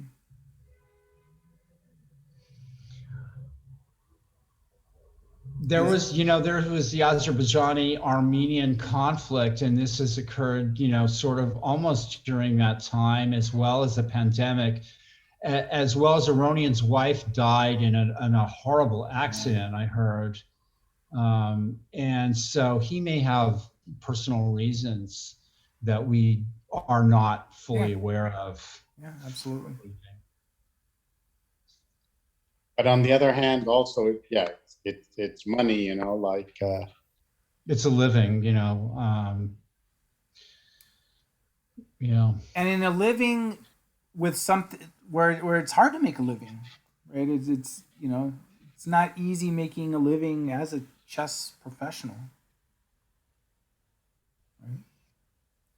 Yes, and his career, how many more playing years does he have in the top 10? Yeah. Well, that's a thought too. I mean, the U.S. has this, maybe Iranian's talent will flourish with, playing for the U.S. Well, look at the game between Gidajlovic and Brian Escalante. I think Tarjan looks like he's sort of done okay there. And Elliot Winslow won his game. Congratulations, Elliot. So 5.5 he finishes with. Well, Black is attacking on the. This is as complicated as it gets here, right? I don't think Black wants to take on E5.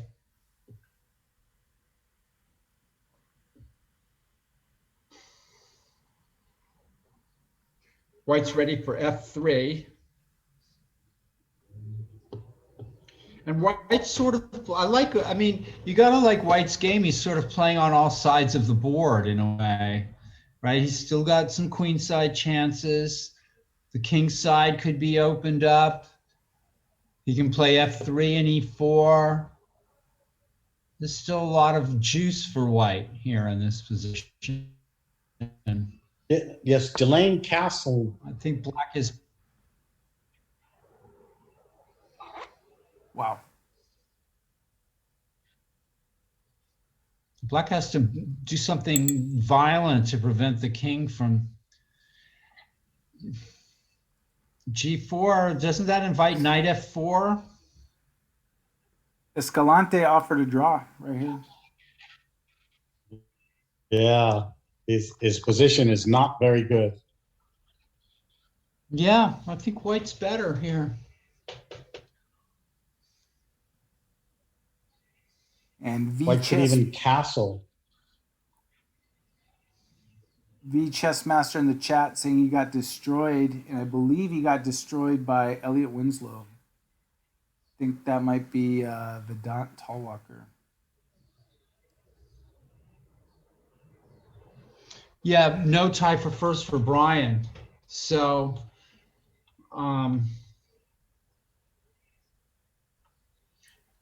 what's the right way for white to play? I'm wondering, can you castle and go pawn to F3? If you go pawn to H3, maybe queen H4 is good. That's still, most everything looks pretty good for white. The thing is, if Max is able to win, he would take, I believe, clear second at 6.5. Right.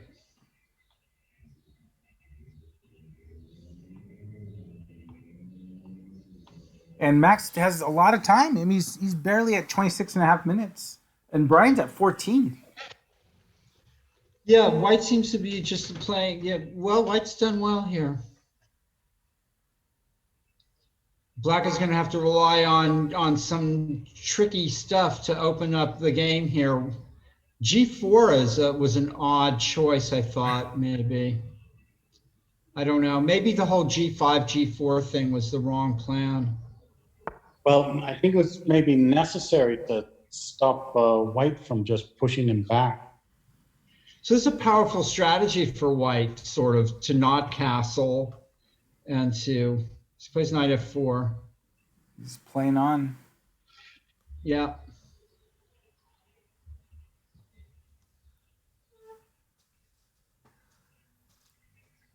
Well, black can play for a very long time. Black can just take on E5 with the knight maybe and play bishop D7 and then just try to hold the game for a while. I don't really see what black can do here. So those of you just joined, Gadir drew with Michael Wilder on board 1. And so he leads the tournament with 7 out of 8. And Brian Escalante can tie Gadir, but he needs a win in this game against Max Gadajlovic. And Max can take sole second place with a win. So a lot on the line in this game. Yeah, maybe knight F4 was the wrong move, huh, Nick? F6 was nice. You know, now you're hitting the center squares. So, and what's going to prevent black from playing pawn to E5 after knight, say, knight D7, bishop D7? yeah, suddenly. Although that might not be a good plan, I don't know. I liked your castling move and then F3. This draw offer was, you know, good psychologically because now, you know, it's not as clear for Max. He used a little bit of time, and now he may be thinking about offering the draw back. So that was cleverly done by Brian.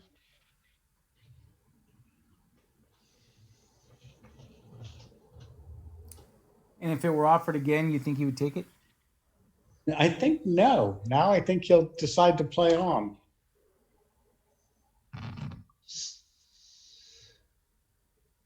It depends what move. If he can find a good move, if he has to go knight takes d7, you've gotten rid of that terrible knight. All right, so what about bishop takes e4? Okay, you must take with the d pawn. And then I'm trying to play, of course, I'm trying to play d5 or knight g4 and then d5 or something like that. I'm trying to do something cheap, Nick. Well, I appreciate it. The X-ray, you know, I'm trying to get that knight to work.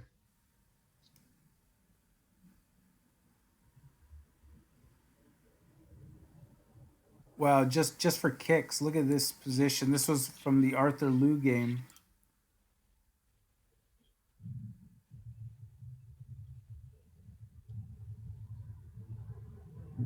White could get 3 pawns for the piece. Wow. I feel like something happened here because he was wasn't he up This a is whole not this is not clear. Queen a3. White's trying to draw this, I think, right, Nick? Oh, absolutely. Yeah, that rook and the passed pawn, you can never lose. Yeah.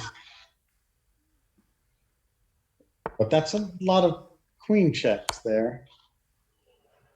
Yeah, White should probably somehow have the mechanism to draw this, I would imagine. Oh, Oh, he just hung the rook. Oh Oh, my no. God. Hung the rook. How can you do that with 30 minutes on your clock? 30 minutes. Oh, Okay. Oh my god. That's it was taking lessons from me earlier today. Oh my goodness. Yeah. what a tragedy. This is a spy check for you. I can't believe he's gonna lose this. Yeah. There's something about that just doesn't look like an over the board move to me. You know what I mean? I mean, it looks like a blitz chess, or There's something about the ability to sort of make your moves quickly and anonymously that leads to this kind of silly stuff.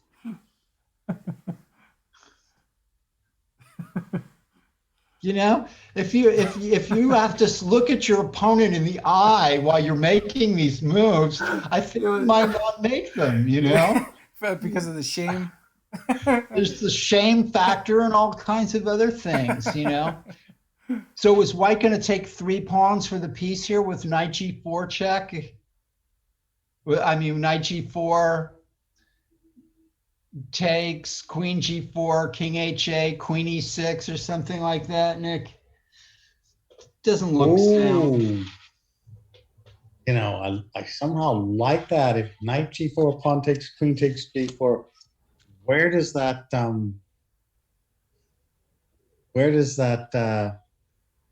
king go to? And that bishop on b2 might be able to open up.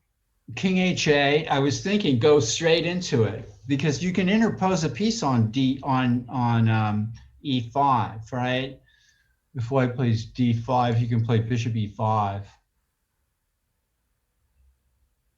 But I thought White should maybe just keep continuing, go queen takes e6, and even offer the exchange of queens.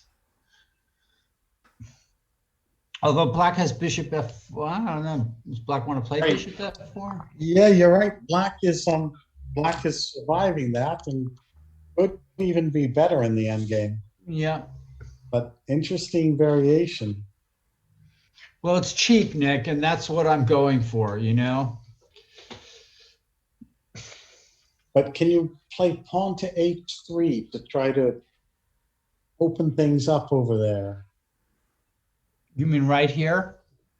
Ooh, Yeah, sort of you give up the pawn when it comes to e5, but oh, that's a great move. Pawn h3.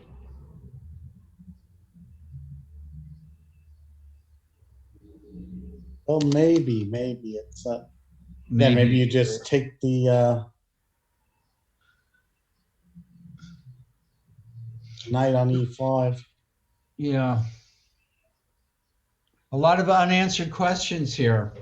Interesting position. H3, G3, yes.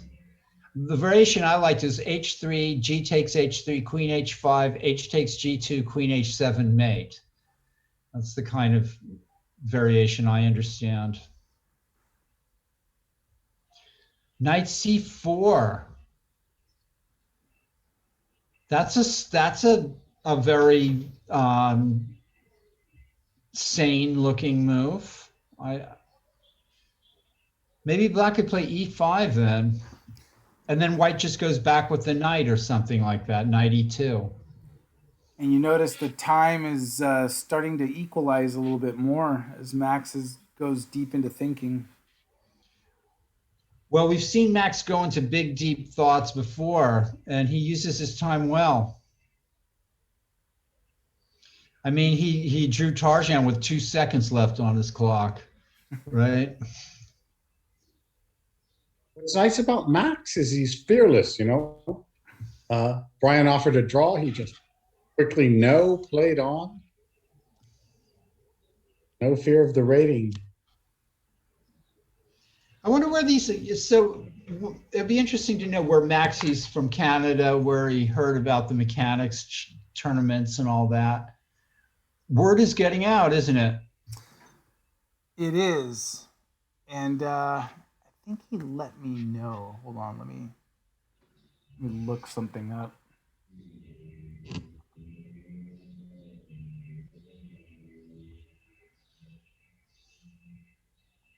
Yeah, and he was winning against Tarzan. That's right.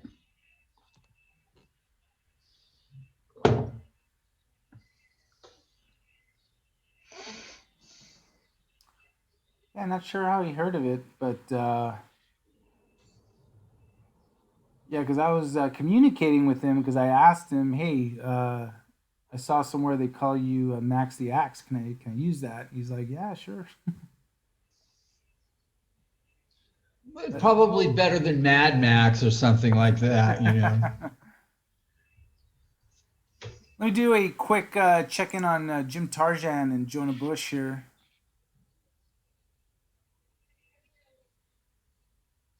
What do you guys think?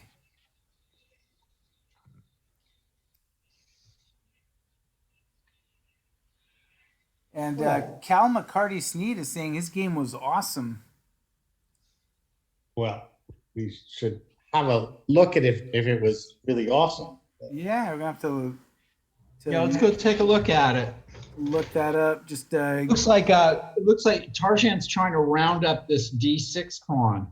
If he can do it, then things are going to be going well for him. But Jonah's turned into a real fighter. Kudos to Jonah Bush here. This is not going to be easy for Jim at all. The pawn is well defended by that bishop on G3. Yeah, and you know, if white can get in C4, C5, maybe even, it'll never disappear. I don't know.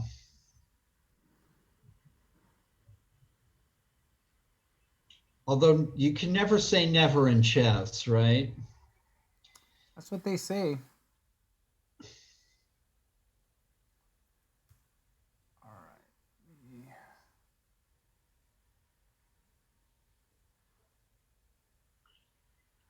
So Callahan, how's your family and school?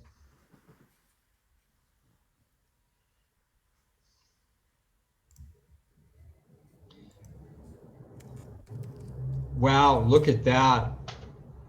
Nice idea by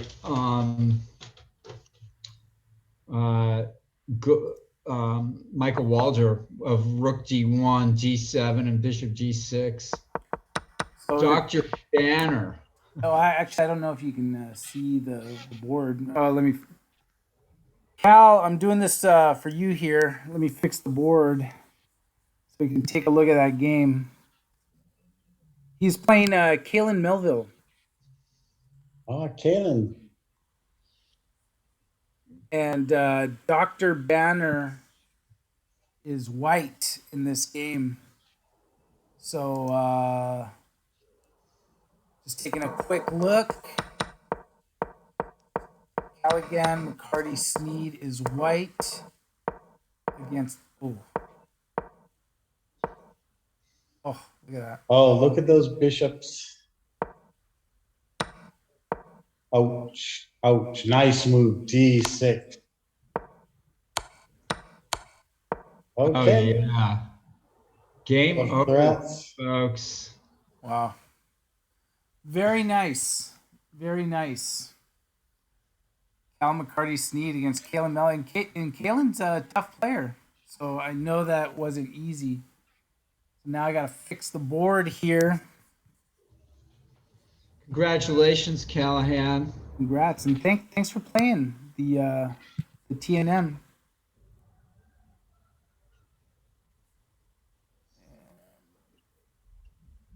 Get us fixed there.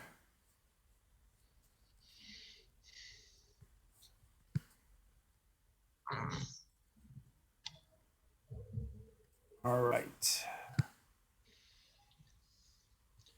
So Jonah Bush and Jim Tarjan are at it here. And Tarjan's playing trench warfare with Rook D7. Well, it's good not to let that pawn get further advanced.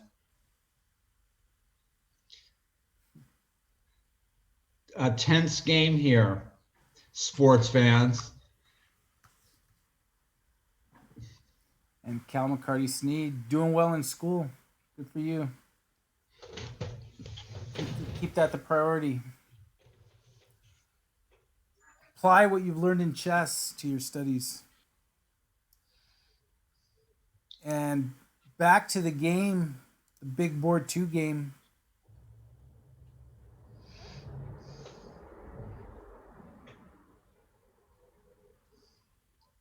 Okay, that knight's going to look happy on F6. Oh, wow.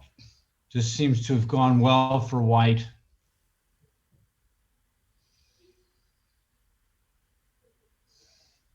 So white took on E4 with the bishop.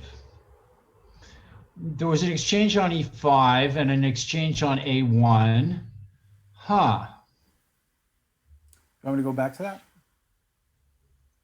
What do you think, Nick? Yeah, sure. Yeah, just Yeah. See how this occurred. Looks like white's getting the upper hand here. You know, bishop takes E4. I think he should have done knight takes E5 right there after. After white played bishop E4. here. Oh, excuse me. No, that's not working. No, it doesn't because the queen's attacked, right? There's So no white- counter on the rook. So what happened? Black took back with the D pawn. And this is the live position. Oh, rook A1, huh? Oh.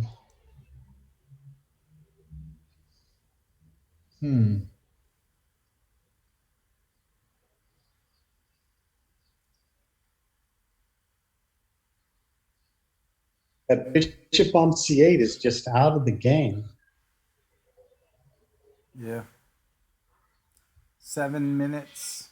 This is a triumph of white strategy here, as they would say in the old books. In the old books.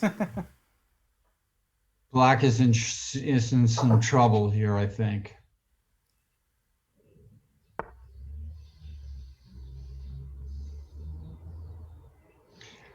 That was a very interesting move, the rook A1 move, kind of unexpected there. Ooh, what a move. Queen H4. The queen's just off by herself trying to cause trouble.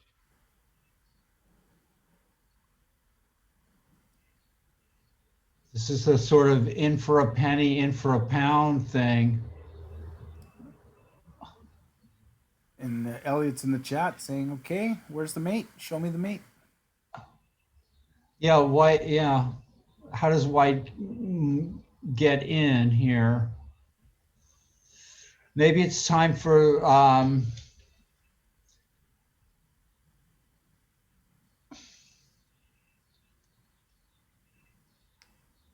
a nice time for h3 somehow, but not when black can play g3.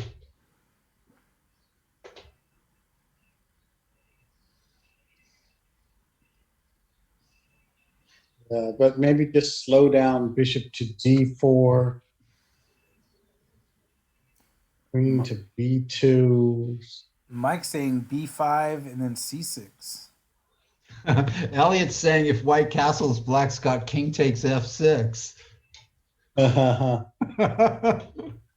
And white can't retake because of queen takes h2 mate. Now, that's some brilliant chess play. That's like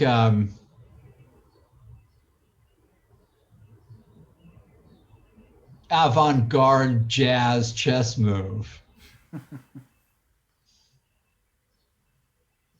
Okay, white's just has a big advantage there. It's Yeah, what's going on in one board lower?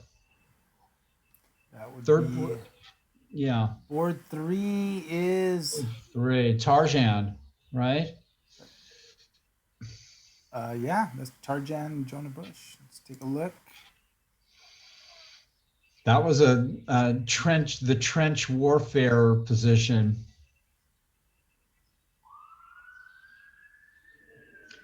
okay, yes. Typical, sort of grandmaster play. Just stop the d pawn, try to trade queens. You try to snuff out your opponent's very active plans. Queen c2 for white. I'm sure Jonah is not going to trade queens. He's not that type of guy.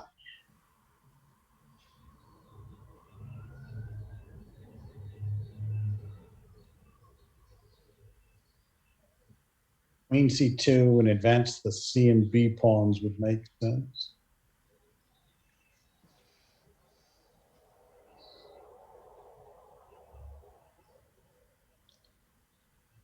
Queen c2, yeah.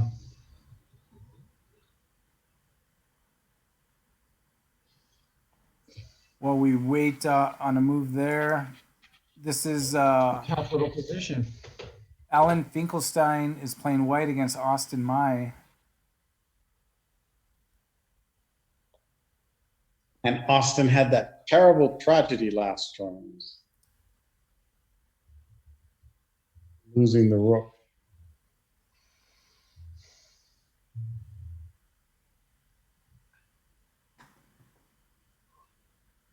So pawn takes. So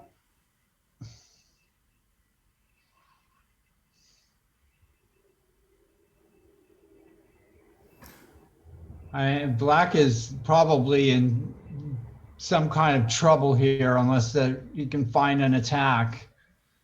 Yes. Knight e7 and knight takes f5. Well, knight e7 is met by bishop d6. Queen f5 might be the only hope, but that's just got to be lost, right? Terrible endgame, yes. Trade and then bishop d6 anyway. Maybe black can play d5 first before, because if white plays fg6, queen f1 check. Yes. But that'll give white time to play rook f2. Yeah, So. Elliot liked it. And just got to see how our friend at US Chess is doing, John Hartman. If you read Chess Life, you know of John Hartman's work. He puts it all together. He is white here against Prescott Yu. Okay, so he's got a rook and 3 pawns with the 2 knights. So materially, he's winning. As long as those knights don't find a way to hop out and cause a lot of trouble. When does a knight hop out and when does a knight hop in? That's what I'm wondering,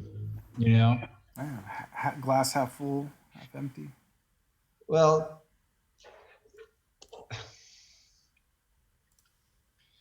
It's a sense of direction, I think, you know? Downtown, uptown, all that kind of stuff.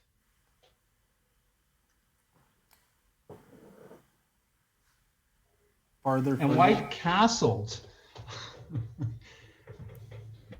White castled bringing the rook into play and then block the d file with bishop to d4.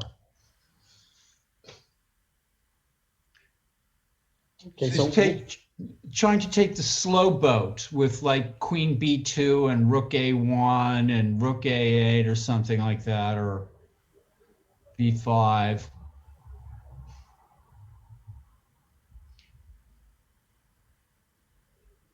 You know, if I'm white, I'm tempted to try to make g3 work and, you know, and stop everything that black has over there before I try to go to work on with pawn to b5 or something like that.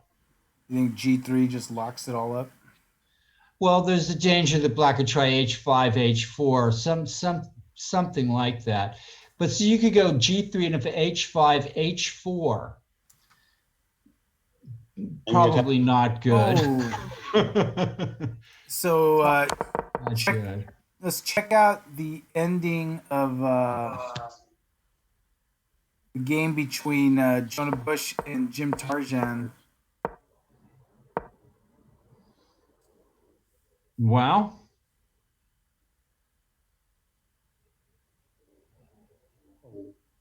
ending? Oh my God. Oh my God. Oh no. Ah, Yep. Yeah. after a brilliant tournament, Jonah. Yeah. You Yep. I think White's in a little bit of a quandary as to what to do, but allowing mate in one was not strictly speaking the right move. But good Oh, I'm game. sorry, Jonah. Yeah. You played so well. It was such a great game last round. Yeah, that was a good game. Diagonals. Everybody's having trouble with the diagonals. It has to do with you know, the full moon a few days ago and Everything, right? and everything. Yeah.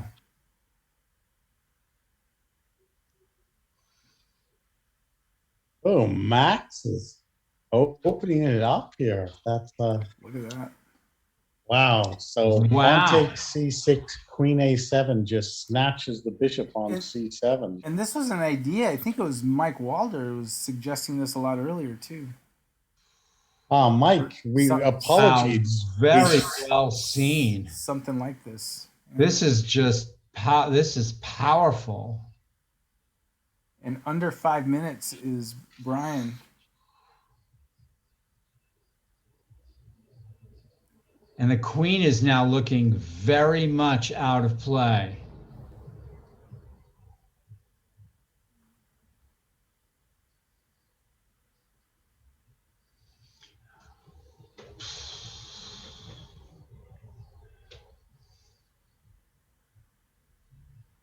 Really nice double pawn sacrifice. What can you do with black side? Is there any defense? Well, I mean, you can wait for white to take on b7 and then after queen a7 play rook b8, but that doesn't that's all I can think of. But maybe white's going to play queen a7 here. That's the threat, maybe. I don't know. It's just black is tied in knots. Yeah, just And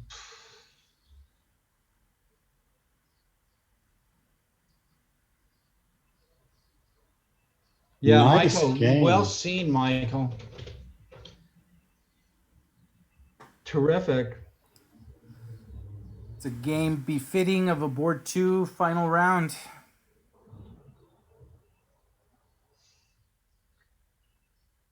Maybe black has to try pawn to f4, just hoping.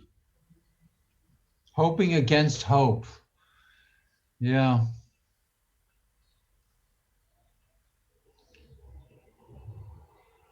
Nathan Fong wins his game against Chess Appeals, Kevin Fong. Congrats to Nathan. from the winning UC Berkeley B team at the Amateur West. C6 is a tremendous shot.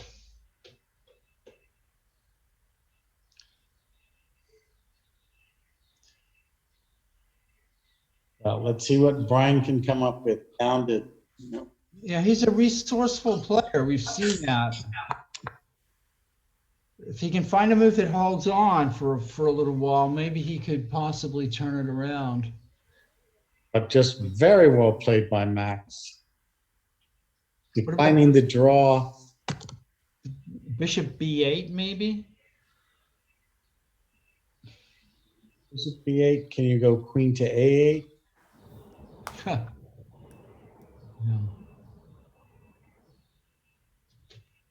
Yeah.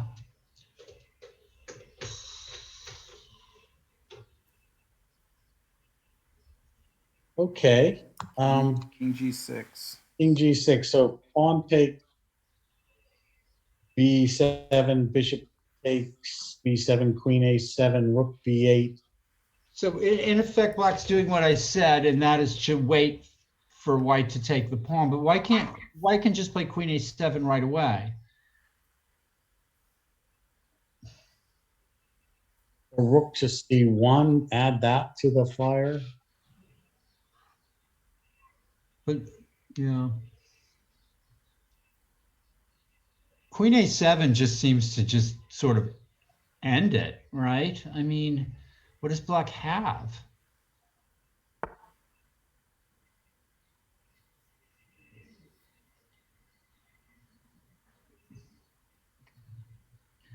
Threatening to take on B7.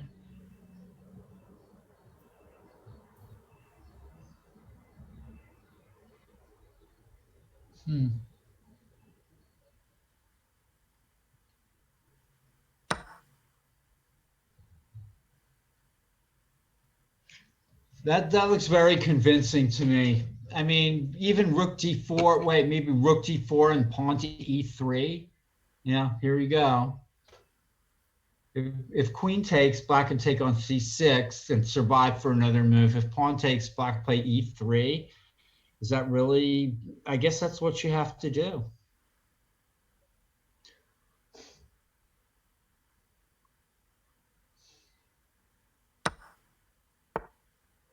Well, pawn takes T4, pawn to E3, pawn to B7, pawn takes B7. He must have this calculated out.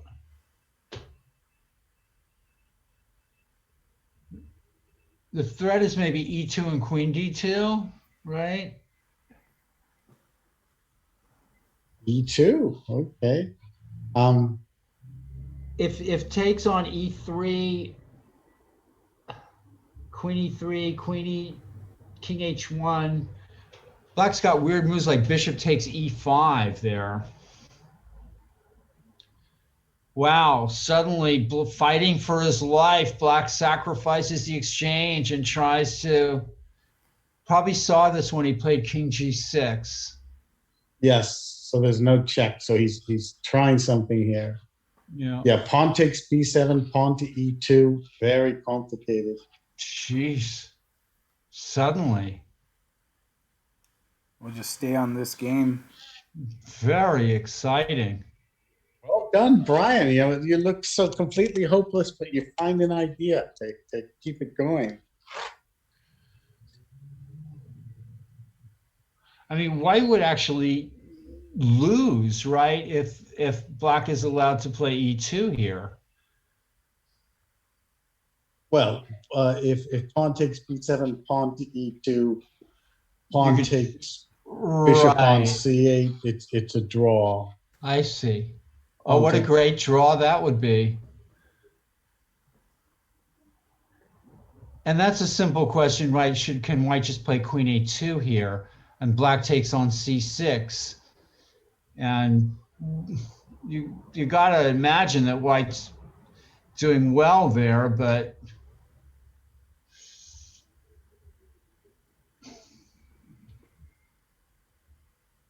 yeah, he's alive and alive and kicking. Incredible. If Max wins this game, it's the comeback of the tournament. Yeah, he would have gone on a tear, with his only loss being to Gadir. And there was a draw with Tarjam, which he was winning. Yeah. So he's in form, he's in shape. But Black is throwing some stuff at him here. So what about taking? Queen takes e3 check. Does that work for white? King h1, bishop takes e5. No. Then Black is alive. And then if white takes on b7, you just go bishop takes b7, queen b7, and bishop takes f6. Yeah, at least you're alive. King is safe. Yeah, incredible.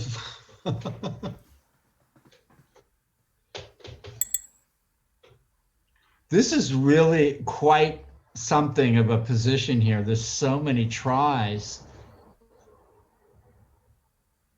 How about if white switches up here with like queen c5 and queen f8, trying to mate black? But black's got e2. Very quick. And Mike saying knight takes g4? Knight takes g4. But we have to respect Mike. What if you take the knight with pawn takes g4? Not to mention pawn to e2 still. Oh, I see. Okay, so bishop.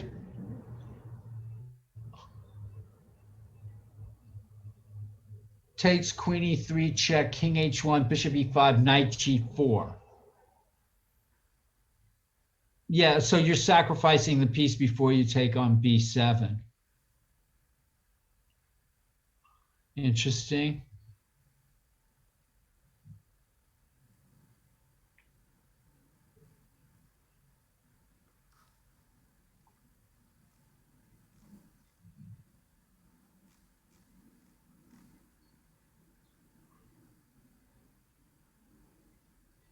Huh. Now the time's getting critical. E3. Both players are trying to mate each other. This is quite a spectacular game here. Yeah, I think Mike's variation is that's good for white. If you have a lot of time, that would be a high class solution to maintain the advantage. Ooh, okay. H4. Wow. But this, what is this? What is that is right. What if he takes threatening mate? Definitely a threat of mate. Oh, look at that.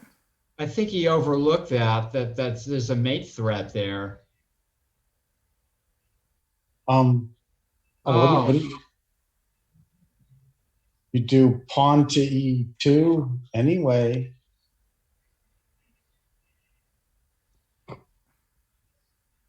This almost looks like a suicide attempt by white here.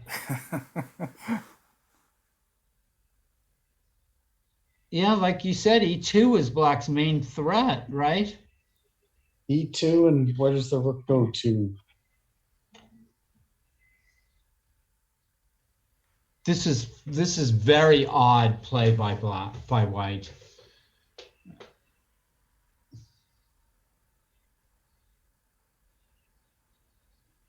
E2, rook to E1, queen to D2, queen back to A1. But yeah, why did white make all these moves on the king side with the pawns? Surely there was something else that could have been done there. It's strange. It didn't even occur to me. Look at that move. Just threatening queen to F3.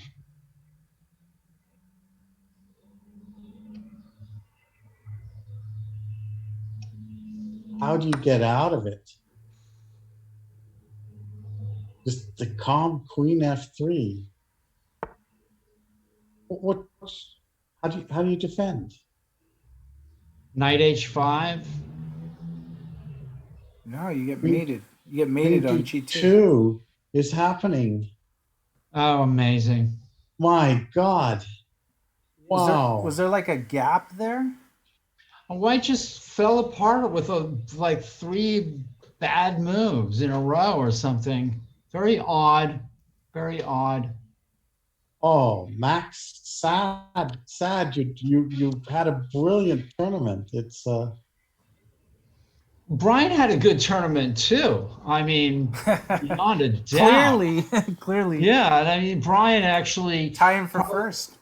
Yeah. Yeah, time first. so Alexi, are you happy?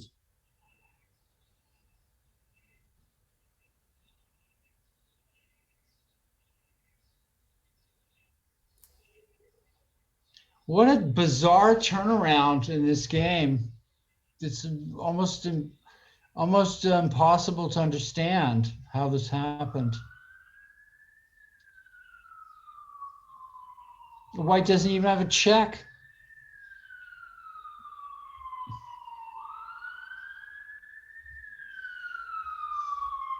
This looks like one of my games from the arena today. Congratulations, Brian Escalante tying for first. Yeah. With Gadir Gusainov. Time pressure probably kicked Yeah. in, like Mike Walder's saying. Yeah. But if we look back, I mean, what was it? It was this h4, right? Like, what do you think should have happened? I think White lost his head there.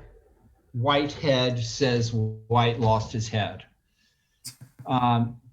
H4, I think Black must have just been calculating pawn takes f2 check or something else and takes on h3, just sort of went out of his head. What should have been the move? Well, we were discussing that, right, FX Nick? I mean, we weren't sure. Takes Yeah, on I e3. think- I mean, Mike Walder's variation is one of the good ones that White's better. White's better. White's not knocking him out here. You could Lex is saying f4. Yeah, f4 is an interesting move too, huh? A very interesting move. Takes on f3, but then Black follows up with pawn to e2, and that's scary. that's scary. Yes. Too scary, I think. I think we wanted to get rid of that pesky pawn and take on e3. And then after queen e3 check, the king goes in the corner, and then Black has bishop takes e5. Because White can't play d takes d5 because if queen takes a7. And that threatens the pawn on d4 and the knight on f6. So Michael Walder was trying to sack that knight as dearly as possible by playing knight takes g4. And that kind of opens the F file after pawn takes G4. You could go pawn takes B7, but and hopefully we're not missing anything in there, or maybe we are, you know. oh, but then maybe White goes in queen to E2. There's a rook to G1.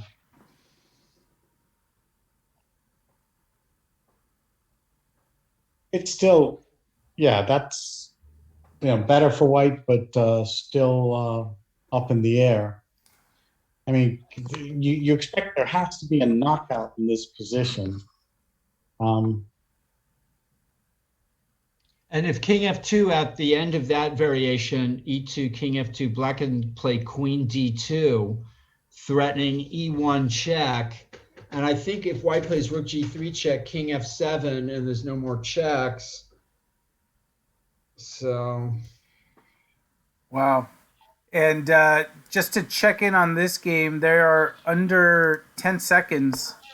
This is Abhinav Panaglapati against Eric Lee.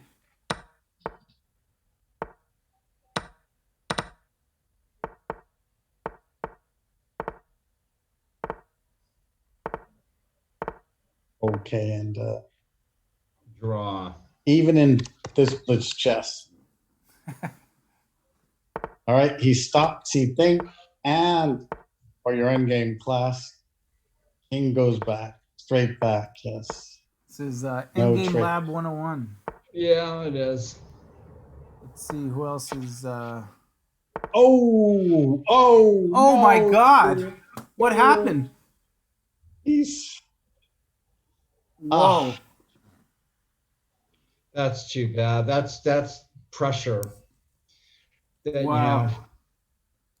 You know, these are experts. I'm surprised. Yeah.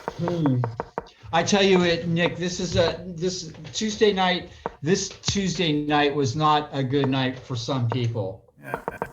playing chess. My sympathies to King 29. And we still got a couple games still out, and I'm trying to locate them. Blunders occur. And it was, it's a long tournament. Okay, that game's over. Who's lowercase man 22? That's Alan Finkelstein, who just lost that game. And he says he's guaranteed for third, even after losing. So we have a tie for first between Escalante and Gadir Guzanev. Yeah. And who tied for third? Well, we do have Walder at 6. Michael, congratulations. Arjan at 6. Jim, congratulations. Kyron at 6. Kyron. Eric Lee at 6. Wow. The big Oh, traffic. Alan, yeah. Actually, Alan Finkelstein, I'm sorry, he didn't play that game. That was Abhinav Panaglapati, but Alan Finkelstein beat Austin Mai. And we followed that game a little bit. So, yeah, you are tied for, I guess it would be third. But, yeah, so it's Brian Escalante and Gadir at 7. But it appears no one at 6.5. Just a bunch of people tied at 6. Which is interesting because the people that could have gotten 6.5, Jonah Bush and Max both lost. Still 6 points in this tournament is a good score. And all the games are finished. So we should have updated standings. So congrats, Alan. And a big win against Austin Mai because Austin's a tough player, especially in seconds on the clock and playing blitz. And yeah, San Jose Chess Club, that is Abhinav. He blundered. So final results are posted. Let's check it out. All right, so let's take a look. That is on the spreadsheet. Actually, I gotta look that up here. That is my bad for not having that. Well, it was Nick. I don't know. Speaking for myself, it was nice to see that I wasn't the only one blundering my pieces today, hanging making elementary mistakes, and not seeing anything. And so, on the other hand, I congratulate the winners and sympathize with people who came up short tonight. And here we go. I'll extend this out. Let me turn off. I'm I'm gonna turn us off a bit. And Michael Walter is just getting better and better and better, and Elliot too. I mean, these players, our players, from our club. Just kudos to these guys, Kyron as well. It's and there's this.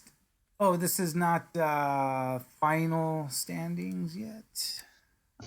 Let's see. Oh, did it say that the final standings are? Okay, let's see. it says Gusenev won round 7, but that's not true. Right? Oh no, he did win round 7. Right? It's round 8 that Round 8 is the final. Is not in yet. Ah, there we go. Oh, I'm looking on the wrong. My apologies. It should be on the event page. Hey, thanks everybody for watching. There it is, right this there. Tournament. Just a classic tournament that's been held forever now, since 1972. This tournament, it will never die. There we go. The Tuesday Night Marathon will never die. No. Well, to think next year is its 50th anniversary. That's right, Abel. Wow. 50. Wow, Abel. The 50th anniversary of the Tuesday Night Marathon. You've got to arrange some kind of all-star tournament, all-star TNM. Yeah. Some with some little extra kick. Yeah, get these guys that have been playing, like, Lenderman and Gusenev and Tarjan, and throw Nick DeFermian in there, and I'll be canning food for people want. I'm sure me crushed. I'm sure if 50th anniversary year of the TNM will get a lot of play, but if we designate like one of those TNMs an 8-rounder open as sort of like, we'll think of something good to honor it the way it should be. And no, that's exciting. Wow, 50 years. And we've said this like all along that one of the prouder things we've done a lot of things that we're proud of, but that we were able to keep tournaments like the Tuesday Night Marathon going for the chess community. Like we were able to keep the Pan Am going, given how many years back that went. Just to have our events like the Schutt Brandwein, Jay Whitehead Memorial, the San Francisco Scholastic, just to be able to keep those events going just really means a lot to us. And years down the road, when a lot of other events got interrupted and had gaps, we at least can say, not at the Mechanics Institute, we were able to come up with innovative ways to keep things going, and we're pretty proud of that, and happy to do it. Let me get back to our cameras. So that a great tournament. Where's This one was really quite strong and had some interesting players, new players in the mix. It was really nice to watch it. And it was fun to see these new players, because I think these new players came in and they're like, wow, what an event, what an experience. And big kudos to our chief TD, Dr. Judith Stare, who, as always, and for those new players, she keeps everything smooth and the manual pairings. Just makes it a quality experience. And while there's still people on, Judith was showcased on a US Chess podcast, Digital Underground. The link is in the chat. You should check that out and click on that, because she talks about online chess and tournaments, fair play, and all of that. Pete Karagiannis of US Chess Nice. Probably butchered his name. No, I didn't. I think I did all right. So click on that link, or you can find it on the US Chess site too. Go to uschess.org and Digital Underground. You'll see that. And so thank you, Judith, for another amazing TNM tournament. And yeah, and thank you to you guys for the great analysis. And thank you to all the fans and the followers in the chat and all that. How do the prizes work? You win a prize, we mail you a check. That's how the prizes work. If you do good, we mail you a check. Yeah. So the checks can take a few weeks to process, only because the Mechanics Institute is not open 5 days a week. And there's a whole process with regards to that, but we get it processed within a couple of weeks, and by the time it gets mailed out, it's probably about 3 weeks. But that's how it works. But And those results were tentative. Everything is tentative pending a fair play review. So whatever prizes you see, it's all tentative. We submit the games to Dr. Ken Regan, and only until we hear back, it's final. And we have adjusted prizes because there have been some occasions where we found fair play, and then we had to disqualify the player. So that's why it's not. It's never final until a fair play review. So, all right, everyone. Thanks. Long night, but what action, especially in that Escalante Max game. Fantastic couple of games. Yeah. That was a heck of a game. That was almost like a game feels like you haven't seen one that tense and that different, and both of them trying to be creative. Yeah, exciting. Okay, everyone. For Grandmaster Nick DeFermian and FIDE Master Paul Whitehead and the Doctor Judith Starre, who is in the back, we're gonna sign off. And I feel like we've been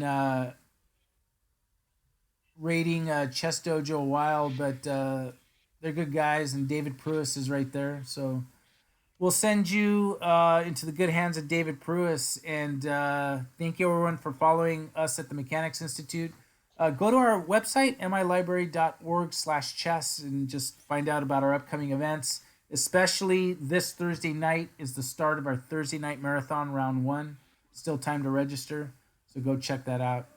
All right, everyone, enjoy the Chess Dojo, and have a good night.